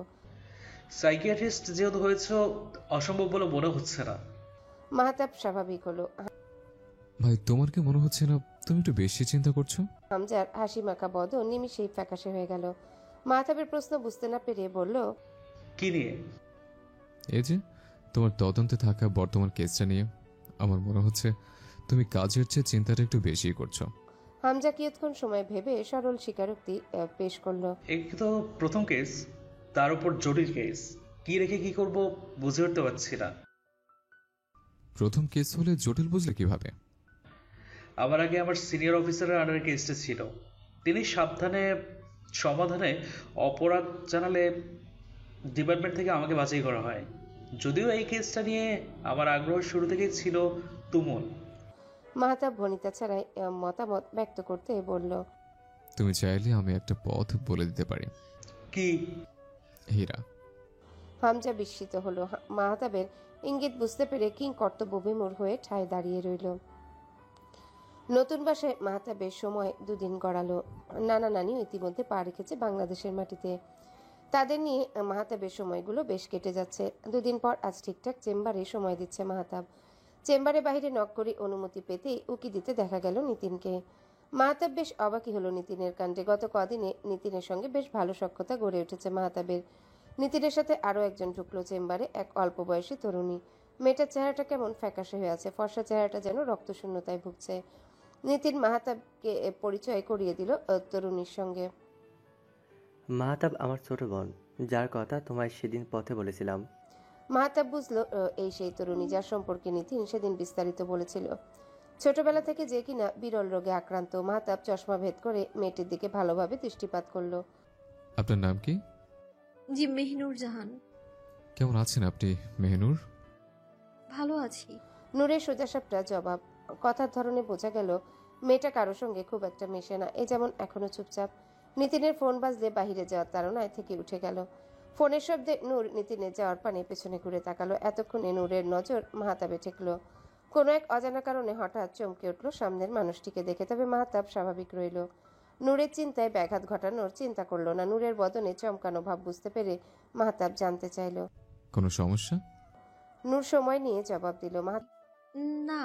আচ্ছা। মাহতাব অন্তর্ভীতি চাহনিতে পরখ করলো নূরকে। ফের বলল, এখন কেমন বোধ করছেন? জি ভালো। রাতে ঠিক কি ঘটে আপনার সঙ্গে আমি কি জানতে পারি? আমি জানি না সেসব, কেবল আমার কানে বাজে কতগুলো অদ্ভুত কথোপকথন। ঘুমন্ত অবস্থায় মৃত মানুষের লাশ দেখতে পাই। আর যেদিন এতটুকু বলতে গিয়ে নূর উত্তেজিত হয়ে পড়ে। মাহতাব পানির গ্লাসে গিয়ে দেয়। নূরকে শান্ত করতে চায়। রিল্যাক্স, পানিটা খেয়ে নিন। নূর এগিয়ে দেওয়া গ্লাস থেকে সামান্য পরিমাণ পানি পান করে খানিকটা ধাতস্থ হয়। এরপর সময় নেয় কিয়ৎক্ষণ। মাহতাবের দিকে দৃষ্টিপাত করলে বুঝতে পারে মাহতাব তখনও তার গতিবিধি লক্ষ্য করছে। মাহতাবকে নূরের কাছে শুরু থেকে অন্যরকম লাগতে শুরু করে। অন্যান্য সব পুরুষ মানুষের সামনে এলে অস্বস্তি লাগলেও মাহতাবের নিকট এসে অন্যরকম লাগছে তার। তিনি সমস্যার সমাধান করতে পারবেন বলেই কিনা কে জানে। আমার কেন যেন মনে হচ্ছে আমি আপনাকে এর আগেও কোথাও দেখেছি। মাহতাব রহস্যময় হাসলো। অসম্ভব কিছু না, হতে পারে আপনার স্বপ্নে আমি এসেছি। নূর চমকালো। স্বপ্নে? কিন্তু আমি তো স্বপ্নে। এক উদ্ভট লোককে দেখেন, তাই তো? আপনি কি করে জানলেন? আপনার ভাইয়ের মাধ্যমে। কিন্তু কিন্তু ওই লোকটা তো আপনি না। মনে পড়ছে তাহলে? চিন্তা করবেন না, এমনটি আর দেখবেন না কখনো। মাহতাবের সঙ্গে কথোপকথনের এক পর্যায়ে চেম্বারে নিতিনের প্রবেশ ঘটে। ফোন পকেটে রাখতে রাখতে জানতে চায়, কেমন দেখলে পেশেন্টকে? জটিল বলবো না সরল রোগের শিকার বলবো? মানে? দুজনের মধ্যে থেকে নূর বলে উঠল, ডক্টর হাসিন আলমাস মাহতাব, আমি কি আপনার বইটা একটু দেখতে পারি? নতুন জিনিসের প্রতি আগ্রহ নূরের। মাহতাবের সামনে পড়ে আছে অজানা ভাষার একটি বই। যে বইটির দিকে শুরু থেকেই নজর নূরের, সেই আগ্রহ দমিয়ে রাখতে না পেরে নূর মাহতাবের নিকট বইটি ধার চাইল। শিওর। মাহতাবের পুরো নাম ধরে ডাকাটা নিতিনের মনে বিস্ময়ের সঞ্চার ঘটালো। বলল, তুমি ওনার নাম জানলে কি করে? Common sense. কারো নাম জানতে বড় সড়ো বিদ্যা অর্জন করা জরুরি নয়। নিতিন মাহতাবের দিকে তাকালে মাহতাব সৌজন্যতা বজায় রাখতে হাসলো। পরক্ষণেই নিতিনের নজর গেল টেবিলের এক কোনায়, যেখানে লিফলেটের মতো একটা বোর্ডে বড় বড় অক্ষরে মাহতাবের পুরো নাম লেখা। ভার্সিটি যাওয়ার জন্য তৈরি হচ্ছে নূর। অনেকদিন ক্লাসে যাওয়া হয়নি তার। অসুস্থতা কাটিয়ে উঠতে অনেকগুলো সময় পেরিয়ে গেছে। গত কয়েক মাসে দুদণ্ড ঘুমাতে পারেনি। আজ বহুদিন পর নূর ঘুমিয়েছে। এতদিনের অবসাদ যেন একটি রাতের ঘুমই কাটিয়ে দিয়েছে। সেই সঙ্গে সুন্দর একটা স্বপ্ন দেখে দিনটার সূচনা ঘটেছে। মাহতাবের সঙ্গে দেখার পর অদ্ভুতভাবে সব সমস্যাগুলো ক্রমান্বয়ে মিশে যেতে চাইছে যেন। কিন্তু লোকটার ব্যাপারে নূরকে ভাবাচ্ছে। তার কাছে অদ্ভুত লাগছে মাহতাবকে, কোথাও যেন দেখেছে সে এর আগে। সবচেয়ে আশ্চর্য হচ্ছে মাহতাবই একমাত্র লোক যার সামনে গিয়ে নূরের মোটেও অস্বস্তি হয়নি। এক ছেলের খপ্পরে পড়ে সেদিনের সারাটা রাত দুর্বিষহ কেটেছে। কানে কতগুলো অজানা শব্দ বাজছিল, যেন ফিসফিস করে কেউ তাকে হুমকি দিচ্ছিল। নিতিন হলরুমে বসে নাস্তা করছিল। নূরের মা নাহিদা নূরকে বেরোতে দেখে উৎফুল্ল মনে এগিয়ে এলেন। তাকে দেখে আজ বেশ সুস্থ লাগছে। কি রে মা, কোথায় যাচ্ছিস? ভার্সিটি যাব মা। যেতে পারবে মা? হ্যাঁ। গত কয়েকদিনের ঘটনাগুলোর পর নাহিদার এখনো নূরের প্রতি চিন্তা কমল না। বলল, আচ্ছা নিতিনকে বলি তোকে দিয়ে আসতে। নূর বারণ করলো না। নিতিনকে বলতেই নিতিন সরাসরি নিয়ে ছুটলো ভার্সিটির পথে। গেট অবধি আসতেই দেখা হয়ে গেল মাহতাবের সঙ্গে। মাহতাবকে দেখে মনে হচ্ছিল সে বাহির থেকে ফিরছে। দুজনে মুখোমুখি হতেই দাঁড়িয়ে পড়ল। মাহতাবের সাথে পুলিশের পোশাকে অপরিচিত একজন। মাহতাব নিতিনকে পরিচয় করিয়ে দিল। নিতিন আমার ভাই হামজা তাজওয়ার। হামজা মৃদু হেসে হাত বাড়িয়ে দিল নিতিনের দিকে। পাশে নূর দাঁড়িয়ে থেকে সবটা লক্ষ্য করছিল। মাহতাব নূরকে উদ্দেশ্য করে জানতে চাইল, কেমন আছেন মেহনুর? ভালো আছি, আপনি কেমন আছেন? মাহতাব শুদ্ধ আরবিতে বলল, আলহামদুলিল্লাহ। নূরের ভালো লাগলো মাহতাবের আরবিতে উচ্চারণ শুনে। উপরের ব্যালকনিতে দাঁড়িয়ে থেকে নিচে সবটাই লক্ষ্য করলেন স্বয়ং মাহতাবের নানি। সুইটি আজ টকটকে লাল রঙের একটা জামা পরিধান করে এসেছে। শ্যামলা গায়ের রঙের সাথে ওকে এই রঙে কেমন যেন অদ্ভুত ঠেকছে নূরের কাছে। মনে হচ্ছে সুইটি নামে যে মেয়েটিকে সে চিনত এতদিন ধরে, এই মেয়েটা সে নয়। সুইটি তার নামের মতোই মিষ্টভাষী এবং ভদ্র একটি মেয়ে, কিন্তু আজ তার দৃষ্টিতে মোটেও সেরকমটি বলে লাগছে না। সুইটি বেশ হাসি খুশি মুখে এগিয়ে এসে বসলো নূরের পাশ ঘেঁষে। নূরের জিনিসটা ভালো লাগলো না। সুইটিকে বলল, সুইটি তুমি আজকে এটা কি রঙের জামা পরেছো? নূরের প্রশ্নে সুইটি অবাক হলো। কেন মেহনুর? তোমাকে এভাবে মানাচ্ছে না ঠিক। আগে তোমায় বেশ সুন্দর দেখাতো। কেন এখন কি আমাকে খুব খারাপ লাগছে? সুইটির মন খারাপ হলো। সেই সঙ্গে কৌতূহলী দৃষ্টি নূরের দিকে থেকে এড়ালো না। নূর এই মুহূর্তে কি বলবে ভেবে পেল না। নূর বাড়ির চৌকাঠ মারিয়ে ঢুকতেই হলরুমে একজন অচেনা বয়স্ক মতন ভদ্রমহিলাকে দেখতে পেল। নূরকে দেখতে পেয়ে তিনি বসা অবস্থায় নূরের চরিদিকটায় ঘুরে বসলেন। নূরের ব্যাপারে তাকে বেশ কৌতূহলী দেখালো। ভদ্রমহিলা নূরকে দেখে শুদ্ধ আরবি ভাষায় সালাম বিনিময় করলেন। নূরের তৎক্ষণাৎ কি বলা উচিত ভেবে পেল না। তার আগে নূরের মা ভেঙে ভেঙে উর্দুতে মহিলাটিকে উদ্দেশ্য করে বলে উঠলেন, मेरी बेटी मेहनूर, माशाल्लाह बहुत खूबसूरत निकला आपका बेटी। নূর জানে গুরুজনের সামনে পড়লে সালাম করতে হয়, তাই সেও সালাম দিলে মহিলাটি সালামের জবাবের সহিত বললেন, जीते रहो।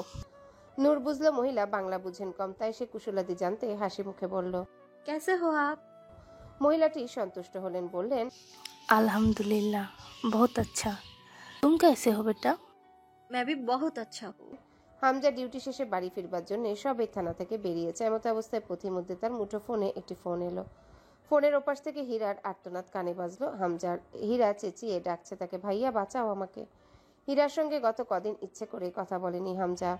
হীরাকে শোধরাবার সুযোগ দিয়েছে, যেদিন শুধরে নেবে সেদিনই কথা বলবে হীরার সঙ্গে। কিন্তু হীরার হঠাৎ ভয়ার্ত আর্তনাদে নিজেকে ধরে রাখতে পারল না। হামজা জানতে চাইল, হীরা, হীরা কি হয়েছে তোর? ভাইয়া আমাকে মেরে ফেলবে, প্লিজ তুমি এসে বাঁচাও আমায়। তুমি যা বলবে আমি সব শুনবো, প্রমিস। তাও আমাকে এসে বাঁচাও ভাইয়া। হীরা ক্রন্দনরত কণ্ঠে বারবার কাকুতি করে যাচ্ছে। হীরা কোথায় আছিস তুই? সেটা তো আগে বলবি ভাই, নাহলে কিভাবে খুঁজবো তোকে? হামজা এতটুকু বলে শেষ করার আগেই হীরার কল কেটে গেল। হামজা ফোনের ট্র্যাকিং সিস্টেম অন করলো। লোকেশন জানা মাত্রই বুঝলো সে অনেকখানি দূরে আছে হীরার গন্তব্যের থেকে। পরক্ষণেই মাহতাবের ফোনে ডায়াল করলো। মাহতাবের বাসা থেকে হীরার গন্তব্য অনেকটাই কাছে। শুনে মাহতাবও কাল বিলম্ব না করে ছুটে গেল ভাইকে বাঁচাতে। হামজার যেতে দেরি হলো, মাহতাবের দেরি হলো না। হীরার সামনে দাঁড়িয়ে থাকা কালো ছায়া বিশিষ্ট অস্ত্রধারী লোককে ধরাশায়ী করতে সময় নিল না মাহতাব। মাহতাবের একটি ডাকি যথেষ্ট ছিল লোকটির অন্তরাত্মা কাঁপিয়ে দেওয়ার জন্যে। স্টপ, আর এক পাও বাড়ানো দুঃশ্বাস করবেন না।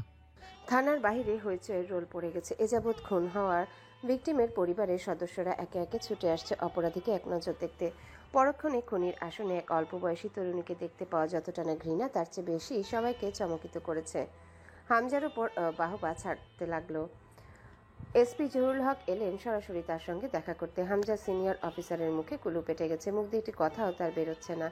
হামজা নিজের উপর আসা দায়িত্ব সঠিকভাবে পালন করতে পেরেছে বিধায় তাকেও কম কথা শুনতে হলো না। যে থানা থেকে প্রস্থানের পূর্বে এসপি জহুরুল হক আসামিকে এক পলক দেখতে চাইলেন। কয়েদখানায় স্বল্প আলোক বিশিষ্ট একটি নিরিবিলি রুমে বসে আছে নূর। মাথায় জড়ানো হুডি খুলে ফেলে নির্বিকার ভঙ্গিতে বসে আছে মেয়েটা। তাকে দেখে মনে হচ্ছে না সে কোনোভাবে ধরা পড়া নিয়ে আফসোস করছে, বরং তার প্রতিক্রিয়া সম্পূর্ণ অপ্রকাশিত রয়ে আছে এখন পর্যন্ত। গতকাল রাতে হীরার উপর আক্রমণটা মূলত নূরই করেছিল। নূরকে ধরিয়ে দিয়েছিল মাহতাব। ভোর রাতের দিকে নূরকে হামজার টিম থানায় তুলে এনেছে। বেলা বাড়তে সর্বত্র ছড়িয়ে পড়েছে এ যাবৎ রহস্যজনক খুনগুলো ঘটিয়ে বেড়ানো আসামি ধরা পড়ার খবর। প্রেস মিডিয়া সহ আগ্রহী জনতা এসে থানার সামনে ভিড় জমাতে শুরু করেছে। আজকের ইন্টারভিউ দিতে হামজা কিংবা এসপি জহুরুল হক কেউই কার্পণ্য করেননি। বড়াই করে তিনি আজ হামজাকে তীক্ষ্ণ অফিসার বলে সবার নিকট পরিচয় করিয়ে দিয়েছেন। জহুরুল হক কয়েদখানার ভেতর প্রবেশ করলেন। নূরের দৃষ্টি তখন মেঝেতে নিবদ্ধ। শব্দ শুনেও নূরের মাঝে তাকানোর মতো কোনো রূপ হেলদোল দেখা গেল না। জহুরুল হক হামজার দিকে তাকালেন, গম্ভীর এবং রাগত স্বরে নূরকে উদ্দেশ্য করে বললেন, এই মেয়ে এদিকে তাকাও। নূর মাথা তুলে তাকালো। জহুরুল হক লক্ষ্য করলেন কম বয়সী মেয়েটি দেখতে যেমন সুন্দরী তেমনি শান্ত প্রকৃতির। এক মুহূর্তের জন্য তার বিশ্বাস করতে কষ্ট হচ্ছিল খুনগুলো নূরের মতো শান্ত মতো একটি মেয়ে করতে পারে। নূরকে তাকাতে দেখে তিনি সন্দিহান দৃষ্টিতে প্রশ্ন করলেন, কোনগুলো কি তুমি করেছো? কাটকাট গলায় বলল নূর। আমার জবানবন্দি নেওয়া হয়ে গেছে, যা বলার আমি আগেই বলে দিয়েছি। জহুরুল হক ফের তাকালেন হামজার দিকে। হামজা মাথা নাড়তে তিনি কিছুই বললেন না। বের হওয়ার পূর্বে তিনি হামজাকে নিজের সন্দেহের কথা জানাতে ভুললেন না। বললেন, মেয়েটাকে দেখে আমার বিশ্বাস করতে কষ্ট হচ্ছে যে ওর দ্বারা এমন কাজ করা সম্ভব। কিছু মনে করবেন না স্যার, এমন অনেক মানুষই আমাদের আশেপাশে আছে যারা ভালো মানুষের মুখোশ পরে থাকে, যাদের মুখোশ উন্মোচন হওয়া মাত্রই আমরা আটকে উঠতে বাধ্য হই। মেয়েটিও এর ব্যতিক্রম নয়। আপনি জানলে অবাক হবেন, মেয়েটির কিন্তু গুরুতর রোগে আক্রান্ত। এসপি সাহেব চমকালেন, বললেন, কি বলছো? তাহলে তো ব্যাপারটা বেশ ভাবার বিষয়। সাইকোলজিক্যাল ট্রিটমেন্ট চলছে। ওর ডক্টরই বরং ওকে আমাদের ধরতে সাহায্য করেছে। নূরের খোঁজ করতে সেদিন নূরের পরিবার এসেছিল, কিন্তু তাদের নূরের সহিত দেখা করতে দেওয়া হয়নি। এমনকি সুইটি অবধি এসেছিল নূরকে দেখতে, সেও দেখতে পায়নি। নূরের চেয়ে সুইটিকে একটু বেশি সহজ সরল লাগায় হামজা তাকেও জিজ্ঞাসাবাদ করতে ছাড়েনি। ফলাফলস্বরূপ আশাবাদী কোনো জবানবন্দি পায়নি। সন্ধ্যা 8টা নাগাদ মাহতাব থানায় এসেছে। নূরের সঙ্গে দেখা করতে চাওয়ার ব্যাপারটি হামজাকে জানাতেই হামজা ভাইকে হুঁশিয়ারি দিল। নূর অসুস্থ ভাই। হামজার কথায় চিন্তার লেশ প্রকাশ পেলেও হামজার এহেন কথায় মাহতাবকে অবাক হতে দেখা গেল। জানালো, আমার আসার কারণটাই তো মেহনুর অসুস্থতা। মাহতাবের কথায় অবাক হলো হামজা। মানে? কিয়ৎক্ষণ সময় নিয়ে মাহতাব বলে উঠল, মেহনুর নির্দোষ ভাই। কিসব উল্টোপাল্টা বকছো? গতরাতে তুমি নিজে ওকে হাতে হাতে ধরিয়ে দিয়েছিলে। হ্যাঁ দিয়েছিলাম। তাহলে আজ উল্টো কথার মানে কি? মাহতাব কথার প্রসঙ্গে বদলে বলল, তার আগে আমাকে মেহনুরের সঙ্গে দেখা করতে দাও। ও দেখা করার মতো অবস্থায় নেই ভাই। মাহতাব ভাইয়ের পানে তাকালো, শান্ত এবং স্বাভাবিক ভঙ্গিতে বোঝানোর চেষ্টা করলো। তুমি কি জানতে চাও না ও নির্দোষ ছিল কিনা? অফকোর্স, তাছাড়া ওর স্টেটমেন্ট বলছে ও দোষী। এগুলো সব ওকে শিখিয়ে দেওয়া হয়েছে। কে শেখাবে? যে আসল খুনি। হুডি জড়ানো অবস্থায় জড়সড় হয়ে বসে আছে নূর। মাথার উপর হলদেটে বাল্বের আলো এসে ঠিকরে পড়ছে। দৃষ্টি টেবিলে নাকি চোখ বুজে আছে, মাথা নিচু করে রাখায় ঠিকভাবে বোঝা যাচ্ছে না। মাহতাবকে ঢুকতে দেখে নূরের মাঝে আগ্রহ প্রকাশ পেতে দেখা গেল। নড়ে চড়ে বসলো। মাহতাব এসে নূরের সামনে টেবিলটাতে বসলো। কেমন আছেন মেহনুর? নূর দৃষ্টি নিচে নিবদ্ধ রেখে কথা বলা শুরু করলো। ভালো। আপনি ডক্টর হাসিন আলমাস মাহতাব? আলহামদুলিল্লাহ। শুনেছি আপনি নাকি অসুস্থ হয়ে পড়েছেন, কথাটা কি সত্যি? আমি কবেই বা সুস্থ ছিলাম ডক্টর। তবে মনে মনে এতক্ষণ যে আপনি আমাকেই স্মরণ করছিলেন সেটা বুঝেছেন নিশ্চয়ই। মাহতাব পেছনে ফিরে তাকালো। হামজা তাদের দুজনের কথোপকথন বেশ মনোযোগ সহকারে শুনছে। মাহতাব বলছে নূর নির্দোষ, তাই ভাইয়ের অনুরোধ মোতাবেক নূরকে নির্দোষ প্রমাণ করতেও তাকে সময় দেওয়া হয়েছে। গত রাতে কি ঘটেছিল আপনার সঙ্গে? কিভাবে এত কম সময়ে ওখানটায় পৌঁছলেন আপনি? নূরের কোনো এক কারণে মাহতাবের সংস্পর্শে এলে স্বস্তি লাগে। গত রাত এসে ওখানে কেন এবং কিভাবে গিয়েছিল নিজেও জানে না। শুধু এতটুকু জানে কিছু শব্দের গতি অনুসরণ করে পিছু নিয়েছিল, তাও আবার সেটা সজ্ঞানে নয়। এরপর হুঁশ ফিরতে নিজেকে থানায় আবিষ্কার করেছিল। নূর দৃষ্টি ঘুরিয়ে মাহতাবের দিকে তাকালো, বলল, ডক্টর আপনার বইটা ওই দিন আমার বেশ কাজে দিয়েছিল। জানলে আসার সময় সঙ্গে করে নিয়ে আসতাম। এতক্ষণ নূর নিম্নস্বরে কথা বলায় নূরের কোনো কথাই শুনেনি হামজা। এবার নূর চোখ তুলে তাকাতে নূরের চোখের দিকে নজর যেতে এবং গলার স্বর শুনে হামজা চমকে উঠল। সন্ধ্যা থেকে এখন অবধি মাহতাব ছাড়া কারো সঙ্গেই কথা বলেনি মেয়েটি। মাহতাব ভাইয়ের দিকে ঘুরে তাকালো। হামজার বিস্মিত চাহনি দেখে ঠোঁট মৃদু প্রসারিত করে রহস্যময় হাসল মাহতাব। বইটা ছিলই আপনার রক্ষা কবচ হিসেবে। ভাগ্যিস সেদিন আপনার আগ্রহ জন্মেছিল। অবাক কাণ্ড শুনবেন ডক্টর হাসিন আলমাস? মাহতাব ইশারা নীরব সম্মতি জানালে নূর বলল, ওই দিন রাতে আমি আপনাকে দেখেছিলাম। প্রতি রাতের মতো সেই রাতেও কুৎসিত বিকৃত চেহারার লোকটার হাত থেকে ধাওয়া খেয়ে যখন আমি জলধারে পড়ে যাচ্ছিলাম, সে সময় আমার হাতটা টেনে ধরেছিলেন আপনি। তাহলে চিনতে পেরেছেন আমাকে? এতটুকু বলে মাহতাব সরাসরি নূরের দৃষ্টিতে দৃষ্টি মেলালো। নূরকে দেখে মনে হলো মাহতাবের সেই দৃষ্টিতে সম্মোহিনী স্তরে পৌঁছে গেল যেন। মাহতাব বাড়ি ফিরতে মাহতাবের নানি সাহেবা এলেন তার নিকট। নূরের সম্পর্কে তিনি সব জানেন। নাতির কাছ থেকে মেয়েটার খবর জানতে তিনি জিজ্ঞাসা করলেন, मेहनूर ठीक तो हो ना बेटा? जी नानी, बिल्कुल ठीक है। अब तक उसके वहाँ रहना पड़ेगा? कुछ कहा हम जहाँ ने तुमको? जब तक असली खूनी को पहचान न पाया तब तक। মাহতাবের নানি মুখে হাত দিয়ে আফসোসের সুরে বললেন, हाय अल्लाह, उसकी मासूम लाडली के साथ एक क्या हो गया? দুদিন আগে ঘটে যাওয়া সেই লোমহর্ষক ঘটনাকে ভুলে গিয়ে হীরা আজ আবারও বেরিয়েছে।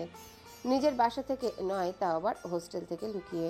অন্তুর খুনি থেকে শুরু করে নিজের উপর হওয়া আক্রমণকারী বর্তমানে থানায় আছে ভেবে নিশ্চিন্তে হেলে দুলে হেঁটে বেড়াচ্ছে মাঝ রাস্তা হয়ে। ফোনে কারোর সঙ্গে আলাপে ব্যস্ত। ওপাশ থেকে বলতে শোনা গেল, শালা তোরা দুইটাই গবেটের দল। গবেট, এই 3 অক্ষরের শব্দটা শুনে মাথায় রাগ চারা দিয়ে উঠল হীরার। খিস্তি চুলল, বলল, মুখ সামলে কথা বল। গবেট আমি নই। গবেট যদি কেউ হয় সেটা তোর বন্ধু অন্ত। এখন তুই কই আছিস হীরা? হীরা নির্লিপ্ত ভাব বজায় রাখতে বলল, বাদ থেকে বেরিয়েছি। তুই কি পাগল? মাথা কি ঠিক আছে? আরে ইয়ার, আমি একদম ঠিক আছি। হীরার ফোন কলের মধ্যে আরো একটা ফোন কল এলো। হীরা কান থেকে ফোন সরিয়ে দেখতে নিলে দেখতে পেল সেটা হামজার নাম্বার। মুখটা বিরক্তিতে কুচকে আসে, কেটে দিল ইচ্ছে করে। ফের আরেকবার ফিরতি কল এলো। এবার কাটতে নিয়ে আবছায়ায় ভাইয়ের মতো কাউকে সামনে দাঁড়িয়ে থাকতে দেখে অবাকের সঙ্গে ভয়ের মাত্রা ছড়ালো। ভাই যদি তার সামনেই থাকবে তবে তাকে ফোন করার কারণ কি? হীরাকে তুলে নিয়ে যাওয়া হয় কোনো এক অজ্ঞাত স্থানে। গত রাতে হীরার হাত লেগে হামজার ফোন রিসিভ হয়েছিল। হামজা শুনেছিল হীরার চিৎকার, কিন্তু গত 2 দিন সঠিক সময়ে সঠিক পদক্ষেপ নিতে পারলেও আজ নিতে বড্ড দেরি করে ফেলেছে। নিজের কানে শুনতে হয়েছিল ভাইকে কেউ তুলে নিয়ে যাচ্ছে। এসপি জহুরুল হকের বিনা অনুমতিবিহীনই হামজা পুলিশের ফোর্স নিয়ে ছুটল হীরাকে খুঁজতে। এদিকে নূর যে নির্দোষ সেটিও ততক্ষণে প্রমাণ হয়ে গেছে, তবে তাকে এখনো ছাড়া হয়নি। উপযুক্ত প্রমাণসহ আসামিকে তুলে না আনা পর্যন্ত ভিকটিমদের পরিবারের সদস্যরা নূরকে নির্দোষ বলে বিশ্বাস করবে না কোনোভাবেই। আদরের ছেলেকে হারিয়ে সুলতানা পাগল প্রায়। হামজাকে দিশেহারা লাগছে। মাহতাবের বুঝতে বাকি রইল না যা করার এখন তাকেই করতে হবে। শহরের বাড়িতে অবস্থানরত পরিত্যক্ত একটি পোড়া বাড়ি। বাড়িটির ভেতরে দেয়ালগুলো ধসে পড়ল বলে নিরিবিলি পরিবেশ হওয়ার এদিকটায় মানুষের আনাগোনা কম। হীরা চোখ খুলতে নিজেকে আবিষ্কার করলো একটি অপরিচিত স্থানে। আশেপাশে কাউকে দেখতে না পেয়ে ছটফট করতে লাগলো। গত রাতের কথা মাথায় আসতে চিন্তা খেলে গেল, এখান থেকে তাকে যে করেই হোক না কেন পালাতে হবে। গোটা শহর তন্ন তন্ন করে খুঁজেছে হামজা হীরাকে, কোথাও হীরার কোনো হদিস নেই। বিকেলের দিকে হামজার ফোনে একটা মেসেজ আসে। মেসেজটিতে কেবলমাত্র একটি লোকেশন উল্লেখ করা ছিল। কি বা কিসের লোকেশন সেটিও উল্লেখ নেই, তবে মনে হলো এখানটায় যাওয়াটা জরুরি। কোনো ক্লু পেলেও পেতে পারে। হামজা মেসেজ আসা নাম্বারটিতে কল লাগালো, কিন্তু দুর্ভাগ্যবশত কলটি কেউ তুলল না। দেরি না করে হামজা টিম নিয়ে ছুটল উক্ত লোকেশনের দিকে। ঘণ্টা দুয়েকের মাঝে এসে পৌঁছে গেল উল্লেখিত লোকেশনে। শান্তিনগর গ্রামের একটি পুরনো এবং পরিত্যক্ত পোড়া বাড়ি। বাড়িটির চারিপাশে ঝোপঝাড়ে ঘেরা। এদিকটায় কাউকে খুন করে দিনের পর দিন ফেলে রাখলে কেউ টের পাবে না। প্রবাদে আছে, যেখানে দেখিবে ছাই উড়াইয়া দেখিও তাই, পাইলেও পাইতে পারো অমূল্য রতন। প্রবাদটি যেন পদে পদে আজ মিলে যাচ্ছে। হামজা কাল বিলম্ব না করে ছুটে গেল বাড়িটির ভেতর। নিজের ভেতরকার উত্তেজনাকে সামলে এগিয়ে গেল ভেতরের দিকে। বাড়ির ভেতরের একটা কর্নারে একটি রুমে আবিষ্কার করলো একটি মেয়েকে। পেছন থেকে দেখে চিনতে না পারলেও সামনাসামনি যেতেই চমকে উঠল। এ কি তাসফি, আপনি? অজ্ঞান অবস্থায় মেঝেতে পড়ে আছে তাসফি। হাত পা মোটা দড়িতে বাঁধা, সঙ্গে মুখটা বেঁধে রাখা হয়েছে। হামজা কাল বিলম্ব না করে তাসফির বাঁধনগুলো খুলে দিল, তবে তাসফির হুঁশ ফিরল না তৎক্ষণাৎ। তাসফির এখানে অবস্থানের কথা হামজা মনে আসার পরপর মনে এলো হীরার কথা। সঙ্গে সঙ্গে পেছন থেকে রবিন চিৎকার করে ডাকলো হামজাকে। হীরা রক্তাক্ত অবস্থায় পড়ে আছে, মাটিতে হুঁশ নেই। হামজা দৌড়ে আসে ভাইয়ের কাছে। রবিন জানালো, স্যার, হীরার মাথা ফেটে গেছে, পালস চলছে এখনো। হামজা স্বস্তি পেল। আসামিকে ধরার পায়তারা করলো। রবিনের সঙ্গে হীরা এবং তাসফিকে হসপিটালের উদ্দেশ্যে পাঠিয়ে দিল। ততক্ষণে সন্ধ্যা নেমে এসেছে ধরণীর বুকে। দূর থেকে ঝোপের ভেতর আগুনের ফুলকির দেখা মেলে। আগুনের আলো অনুসরণ করে হামজা রিভলভার হাতে এগিয়ে যেতে উদ্যত হলো। কাছে যেতেই থমকে গেল। কালো ও পোশাকধারী একটা মেয়ে বসে আছে, সামনে আগুন জ্বালানো, অনেকটা যজ্ঞের মতো। মেয়েটা চোখ বন্ধ করে ধ্যানে মগ্নের মতো করে বসে আছে। মৃদু শব্দে বিড়বিড় করে অজানা কি সব পড়ে যাচ্ছে। হামজার উপস্থিতি টের পেয়ে মেয়েটি তৎক্ষণাৎ চোখ মেলে তাকালো। বড় বড় চোখে মেয়েটির দৃষ্টি ফেলে তাকিয়ে দেখলো হামজাকে। পরক্ষণে খুশিতে তার চোখ চকচক করে উঠল। কি ভাগ্য আমার অফিসার! দেখুন তো, আজ আমার একটা টকবগে যুবক লাগতো, আর আজই আপনার পদধূলি পড়লো আমার দুনিয়াতে। মেয়েটির অদ্ভুত কথা শুনে হামজার রিভলভার নামিয়ে ফেলল। মেয়েটা কি সব আজব কথাবার্তা বলছে। টকবগে যুবকের সঙ্গে তার কি সম্পর্ক? জানার তাড়না থেকেই হামজা প্রশ্ন করছে, কি আবল তাবল বলছেন? মাথা ঠিক আছে আপনার? আর এখানে এসব করছেন নেবে কি? নিজের সৌন্দর্য এবং আয় বাড়ানোর চেষ্টা করছে অফিসার, যাতে করে কিছু পশুতুল্য মানুষরূপে আবর্জনাকে পৃথিবী থেকে পরিষ্কার করে দিতে পারি। সত্যি করে বলুন তো, কে আপনি? আপনার উদ্দেশ্য নেবে কি? সে কি, এত তাড়াতাড়ি ভুলে গেলেন? 2 দিন আগেই তো আপনার সঙ্গে আমি দেখা করতে থানায় গিয়েছিলাম, মনে নেই? আমাকে সন্দেহ করে অনেকক্ষণ জিজ্ঞাসাবাদ করলেন। আপনার মতো একজন ধুরন্ধর অফিসারের সামনে দিয়ে হেঁটে থানা থেকে বেরিয়ে এলাম, আপনি বুঝতেও পারলেন না। হামজার মনে পড়ল মেয়েটা নূরের বান্ধবীর নাম করে নূরের সঙ্গে দেখা করতে গেছিল। বিস্মিত চাহনিতে জানতে চাইল, মেয়ে নূরের সঙ্গে আপনার কি সম্পর্ক? মেয়েটা আর কেউ নয়, বরং সুইটি ছিল। সুইটি মুখ বাঁকিয়ে হাসলো। এই তো চিনতে পেরেছেন, মেহনুর আমার এই গোটা গেমের একটা গুটি ছিল অফিসার। ওকে দিয়েই তো আমি আমার টার্গেট পূরণ করেছি। এতটুকু বলে সুইটির মুখটা ফ্যাকাশে হয়ে গেছে। কিন্তু শেষ রাতে আমার সব পরিকল্পনা বৃথা হয়ে গেছে। আমার শিকারকে ধরতে গিয়ে নূর নিজেই শিকারের জালে ধরা পড়ে গেছে। চাইলে নূরকে ফাঁসিয়ে দিতে পারতাম, কিন্তু এতটুকু বলে সুইটি থামলো। হামজার মনে কৌতূহল জন্মালো, প্রশ্ন করলো, কিন্তু আমার এই মুহূর্তে বলির প্রয়োজন ছিল, একজন টকবকে যুবকের রক্তের বলি।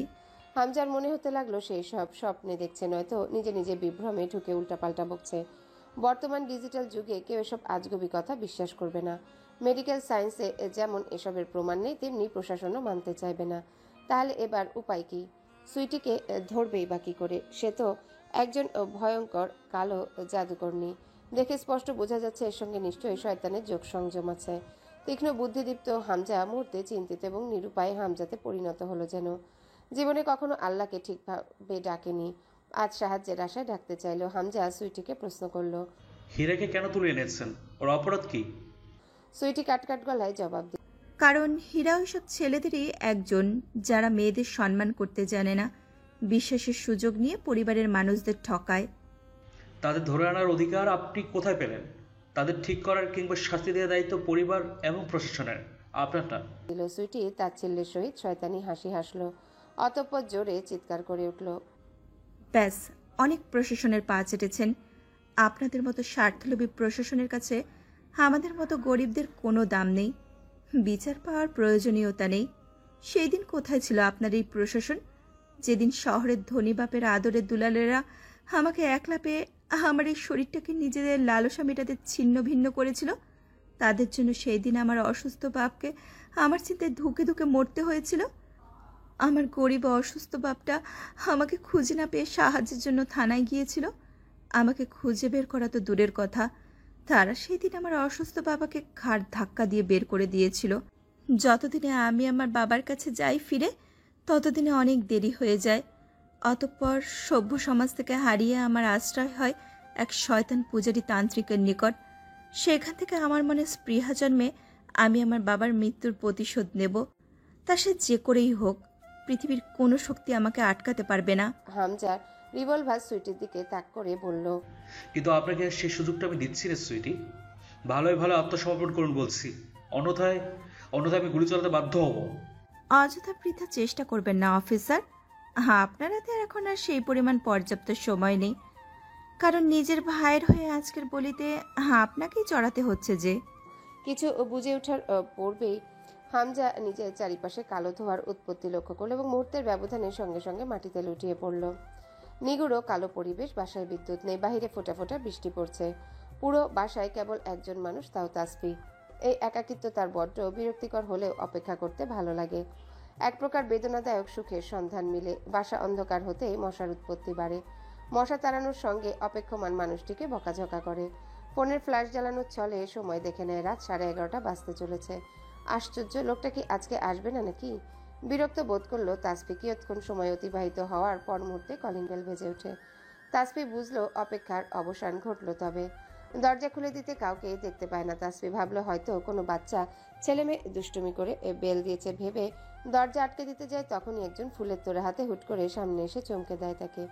খানিক অপ্রস্তুত হয়ে পড়ে তাসফি, পরক্ষণে নিজেকে সামলে নিল। কিঞ্চিত রাগ ফুটে উঠল মায়াবিনী বদন জুড়ে। হামজা, এমন মজা পরের বার করবেন না। হামজা মৃদু হাসে, ফুলের তোড়া এগিয়ে দিয়ে বলে, happy marriage anniversary my queen. Tasfi ফুলপ্রেমী। ফুলের তোড়াটি দেখতেই সব রাগ উবে গেল। বাড়িয়ে দেওয়া তোড়াটি হাত বাড়িয়ে নিল। আপনার মনে আছে? কি ভেবেছো, থাকবে না? কি জানি, আমার তো মনে হয় কেস সংক্রান্ত তথ্য ছাড়া আপনার কোনো কিছুই মনে থাকে না। কেস সংক্রান্ত তথ্যের সঙ্গে তোমাকে কিন্তু প্রথম দিন ভুলে গিয়েছিলাম। প্রথম দিনের সাক্ষাতের কথা স্মরণ হতে তাসফির মুখটা ফ্যাকাশে হয়ে যায়। হামজা তাকে দেখে তাসফির চেহারা মলিন। কিছু বলবে তার আগে তাসফির তরফ থেকে জবাব আসে, ফ্রেশ হয়ে খেতে আসুন, খাবার বাড়ছে। সেদিকে তোয়াক্কা না করে হামজা বলল, ঘর অন্ধকার করে রেখেছো কেন তাসফি? সেটা বিদ্যুৎ অফিসে গিয়ে জিজ্ঞেস করুন কেন করেছি। গ্রামে থাকতে গেলেই একটু আধটু এমন লোডশেডিং নিতেই হবে। হামজার পোস্টিং হয় শান্তিনগর গ্রামে। সেদিনের কেসটা সলভ করার পর নিজে থেকে এখানে পোস্টিং নিয়েছে। সুইটির শেষে বলা কথাগুলো এখনও তার কানে বাজছে। সুইটি বলেছিল তাদের মতো গরিবদের আইনের চোখে তাদের কোনো মূল্য নেই। প্রশাসন টাকার গোলাম, টাকা দিয়ে সবকিছু ধামাচাপা দিয়ে দেওয়া যায়। টাকা দিয়ে যেমন বড় লোকদের মামলা নেওয়া যায়, তেমন সুষ্ঠু বিচার থেকে রেহাইও পেয়ে যায় অনায়াসে। সেদিনের সেই কথাগুলো জেদ ধরে হামজার এর গ্রামের মতো একটি প্রত্যন্ত অঞ্চলে আসা। নিজের অবস্থান থেকে সে নিশ্চিত করতে চায় প্রশাসন অবশ্যই ন্যায়ের পক্ষে। দেশের আর কোনো মেয়ের পরিণতি সুইটির মতো না হোক, এটাই কাম্য। হামজা সেদিনের পর আর কখনো সুইটিকে দেখেনি। জ্ঞান ফেরার পর সে নিজেকে হসপিটালের বেডে আবিষ্কার করেছিল। পাশেই দাঁড়িয়েছিল সিদ্ধ চেহারার মাহাতাব। ভাইয়ের চোখের দিকে তাকালে মাহাতাব ইশারায় বোঝালো সব ঠিক আছে। সে এবং হীরা দুজনই নিজের অবস্থানের কথা জানতে চাইলে মাহাতাব আশ্বাস দিল। রবিন জানালো, মানে আমরা আপনাকে সেন্সলেস অবস্থায় পাই, সঙ্গে কালো পোশাকধারী একটি মেয়ে ছিন্ন ভিন্ন লাশ শনাক্ত করতে পারি। হামজা বুঝলো সুইটির করুণ পরিণতির কথা। কিভাবে মারা গিয়েছিল মেয়েটি? মেয়েটির মৃত্যু কিভাবে হয়েছিল সেটা এখনো জানা যায়নি স্যার, তবে খুব শীঘ্রই পোস্টমর্টেম রিপোর্ট আমাদের হাতে চলে আসবে। পরদিন পোস্টমর্টম রিপোর্ট এলে জানা গেল সুইটির শরীরে কতগুলো আঁচড়ের দাগ পাওয়া যায়, যেমনি হয় অনেকটা ধস্তাধস্তির ফলে। শেষে ঘাড় মুটকে ফেলা হয়েছে এবং সেখানে দাগের নিশানা পাওয়া গেছে, যেমনটি হামজার কেসের ভিকটিমের ঘাড়ের দাগের সঙ্গে হুবহু মিলে যায়। মৃত্যুর পর মেয়েটার সারা শরীর রক্তশূন্য এবং ফ্যাকাশে হয়ে গেছে। এক কথায় অতিরিক্ত রক্তক্ষরণের ফলে মৃত্যু ঘটেছিল। মেডিকেল সায়েন্স তো নিজের মতো ব্যাখ্যা দাঁড় করালো, কিন্তু সত্যিকার অর্থে কি তাই ঘটেছে? মানুষের দৃষ্টির বাহিরে অদেখা কিছু থেকে যায়, যেমনটি সেদিন হামজা দেখেছিল, কিন্তু উপযুক্ত প্রমাণের অভাবে প্রমাণ করা দায়। যেমনটি সুইটির মৃতদেহের পাশে হামজা পড়েছিল সম্পূর্ণ অক্ষত অবস্থায়। সেই বিষয়টি নিয়ে হামজার মনে এক অকৃত্রিম কৌতূহল রয়ে গেল। ভাই। পেছন থেকে হামজার কণ্ঠস্বর কর্ণকুহর অব্দি ঠেকতেই মাহাতাব ফিরে তাকালো। হামজার এভাবে ছুটে আসার কারণ ধরতে সময় লাগলো না। মাহাতাবের চোখের দিকে তাকিয়ে সরাসরি জানতে চাইলো। আমি সবকিছু জানি ভাই, সেদিন আমাকে তুমি বাঁচিয়েছিলে তাই না? মাহাতাব ভাইয়ের প্রশ্নে রহস্যময়ী হাসলো, তবে প্রশ্নের জবাবে কোনো কথা বলল না। সাথে আমি এও জানি তুমি আসলে কেন। মাহাতাবের সামনে সেই অপরিচিত ভাষার রহস্যজনক বইটি নেড়েচেড়ে বলল, আমি কি সে পরিচয়টার চেয়ে সবচেয়ে বড় এবং গুরুত্বপূর্ণ পরিচয়? আমি তোমার ওর সজাত ভাই। মায়ের দিক থেকে আলাদা হলেও বাবার দিক থেকে আমরা তিনজন একই। সুরিকে কেন মেরেছিলে? তোমার কি মনে হয়? জানি না, কিন্তু ওকে আমি শাস্তি দেওয়াটা জরুরি ছিল। সে এতগুলো খুনের আসামি ছিল, তাকে আইনের আওতায় আনাটাও জরুরি ছিল। তাহলে নুরু নির্দোষ প্রমাণ হয়ে যেত। ওর কৃতকর্মের শাস্তিও পেয়ে গেছে ভাই। মৃত্যুর চেয়ে বিকল্প শাস্তি তুমি কি আদৌ দুটো দেখতে পাচ্ছ? তোমার দেশের আইনও কিন্তু সর্বোচ্চ, তাকে মৃত্যুদণ্ডের শাস্তিটাই দিত। তাই বলে তুমি পারবে কেন? মাহাতাব কিয়ৎক্ষণ নীরব রইল, সময় নিল ভাইকে বোঝানোর। দেখো ভাই, আমি মেয়েটিকে মারিনি, তবে এটা সত্যি তোমাকে বাঁচাতে আমি সেখানে গিয়েছিলাম। বলছো তুমি মারোনি, তাহলে মেরেছে কে? হামজার কৌতূহলী এই দৃষ্টিকে বিস্মিত দৃষ্টিতে পরিণত করতে মাহাতাব জানালো, জিন জাতি খুবই ভয়ঙ্কর একটি জাতি। এরা তোমার কাজ করার বিনিময়ে প্রতিদান চাইবে। যখন তুমি দিতে ব্যর্থ হবে, তখন তোমার মারাত্মক ক্ষতি করে বসবে, তোমাকে মেরে ফেলতে পারে। সুইটি জানতো ওর পৃথিবীতে হারানোর মতো কিছুই নেই।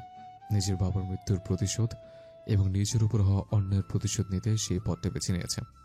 প্রথমে ছেলেগুলোকে নূরের মাধ্যমে তুলে নিয়ে যেত, এরপর আটকে রেখে গলার রক কেটে ছটফটিয়ে মারত।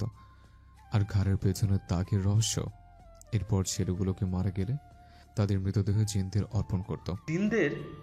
এমন জিন কি আসলে আছে? হামজা বিস্ময় ভরা কণ্ঠে প্রশ্ন করল। লেট মি এক্সপ্লেইন ইট। আধুনিক বিজ্ঞানের মতে জিন পরি বলতে কিছুই নেই, কিন্তু আমাদের মুসলিমদের ধর্মগ্রন্থে বলে জিনের অস্তিত্ব আছে। পবিত্র কুরআনে মহান আল্লাহ ইরশাদ করেন, আমি প্রজ্বলিত অগ্নিশিখা থেকে জিন সৃষ্টি করেছি। এদের মধ্যে এক প্রকার জিন আছে যাদের নাম ঘুল, যাদের বসবাস নোংরা স্থানে, যেমন নোংরা নর্দমা, অপরিষ্কার কবরস্থান, ওয়াশরুম, ময়লা ড্রেন। এদের প্রিয় খাবার মৃত মানুষের পচা বিগলিত লাশের মাংস, জবেকৃত পশুর রক্ত। মানুষের রক্ত পেলে তো কোনো কথাই নেই, অর্থাৎ যা আমাদের জন্য হারাম তাই ওদের প্রিয়। সুইটি এদের দ্বারা নিজের স্বার্থ হাসিল করত। সবচেয়ে বড় কথা, নূরের উপর কালো জাদু করা হয়েছিল। তারপর ছোটবেলা থেকেই ওর উপর জিনের আছর ছিল। জিনটা নূরকে ভালোবাসত, ওর সঙ্গ কাটাতে পছন্দ করত। ওর আশেপাশে কোনো পুরুষ মানুষকে জিনটা সহ্য করতে পারত না। রেগে নূরের উপর টর্চার শুরু করত। ফলস্বরূপ নূর অসুস্থ হয়ে পড়ত। এই জিনিসটার সুযোগ নিয়েছিল সুইটি। সে আগে থেকে নূরের ব্যাপারটা জেনে গেছিল। প্রথমে নূরের সাথে থাকা জিনটিকে নিজের কবজায় আনে, যাতে তার কাছে অন্য কোনো শক্তি বাধা হয়ে না দাঁড়ায়। এরপর নূরকে দিয়ে সে এসব কাজ করাতো। এদিকে এসবের জন্য নূর ঘুমের মধ্যে একজন কুৎসিত লোককে সবসময় তাড়া করতে দেখতে পেত। কালো জাদুর লক্ষণ হিসেবে সবচেয়ে বড় লক্ষণ ছিল নূরের উঁচু স্থান থেকে বারবার পড়ে যাওয়া, কখনো গভীর জলাশয়ে তলিয়ে যাওয়া। হুঁশ ফিরে সুইটির করানো কাজগুলোকেও নিজের দুঃস্বপ্ন ভেবে বসত। হীরাকে তুলনায় সেদিনও একই কাজ করার কথা ছিল, কিন্তু তাসফির জন্য সফল হয়নি। তাসফির সেদিন বাড়ি ফেরার পথে হীরাকে তুলে নিতে দেখতে পেল। এরপর সে মেয়েটির পিছু নেয় এবং সবটা বুঝতে পেরে সাহায্যের জন্য নিজের পরিচয় গোপন রেখে তোমার ফোনে টেক্সট পাঠায়। যদিও তাসফি জানে না হীরা আসলে তোমারই ভাই। তুমি সময় মতো যাওয়াতে সুইটির পরিকল্পনা ব্যর্থ হয়। হীরার সঙ্গে তাসফিও এই যাত্রায় প্রাণে বেঁচে যায়। এরপর বাধ্য হয়ে সুইটি নিজের ভয়ঙ্কর মৃত্যুর হাত থেকে নিজেকে বাঁচাতে তোমাকে মারার পরিকল্পনা সাজায়, কারণ আজ রাতের মধ্যে সে আরেকজন টকবকের যুবকের রক্ত এনে হাজির করতে না পারলে নিজেকে মরতে হবে। এরপর বাকিটা তুমি নিজেই জানো। সবটা শুনেই হামজা স্তম্ভিত হয়ে রইল। সবার অগোচরে তাদের ঘিরে এত ভয়াবহ সত্যিটা কাউকে কখনো জানাতে পারবে না সে।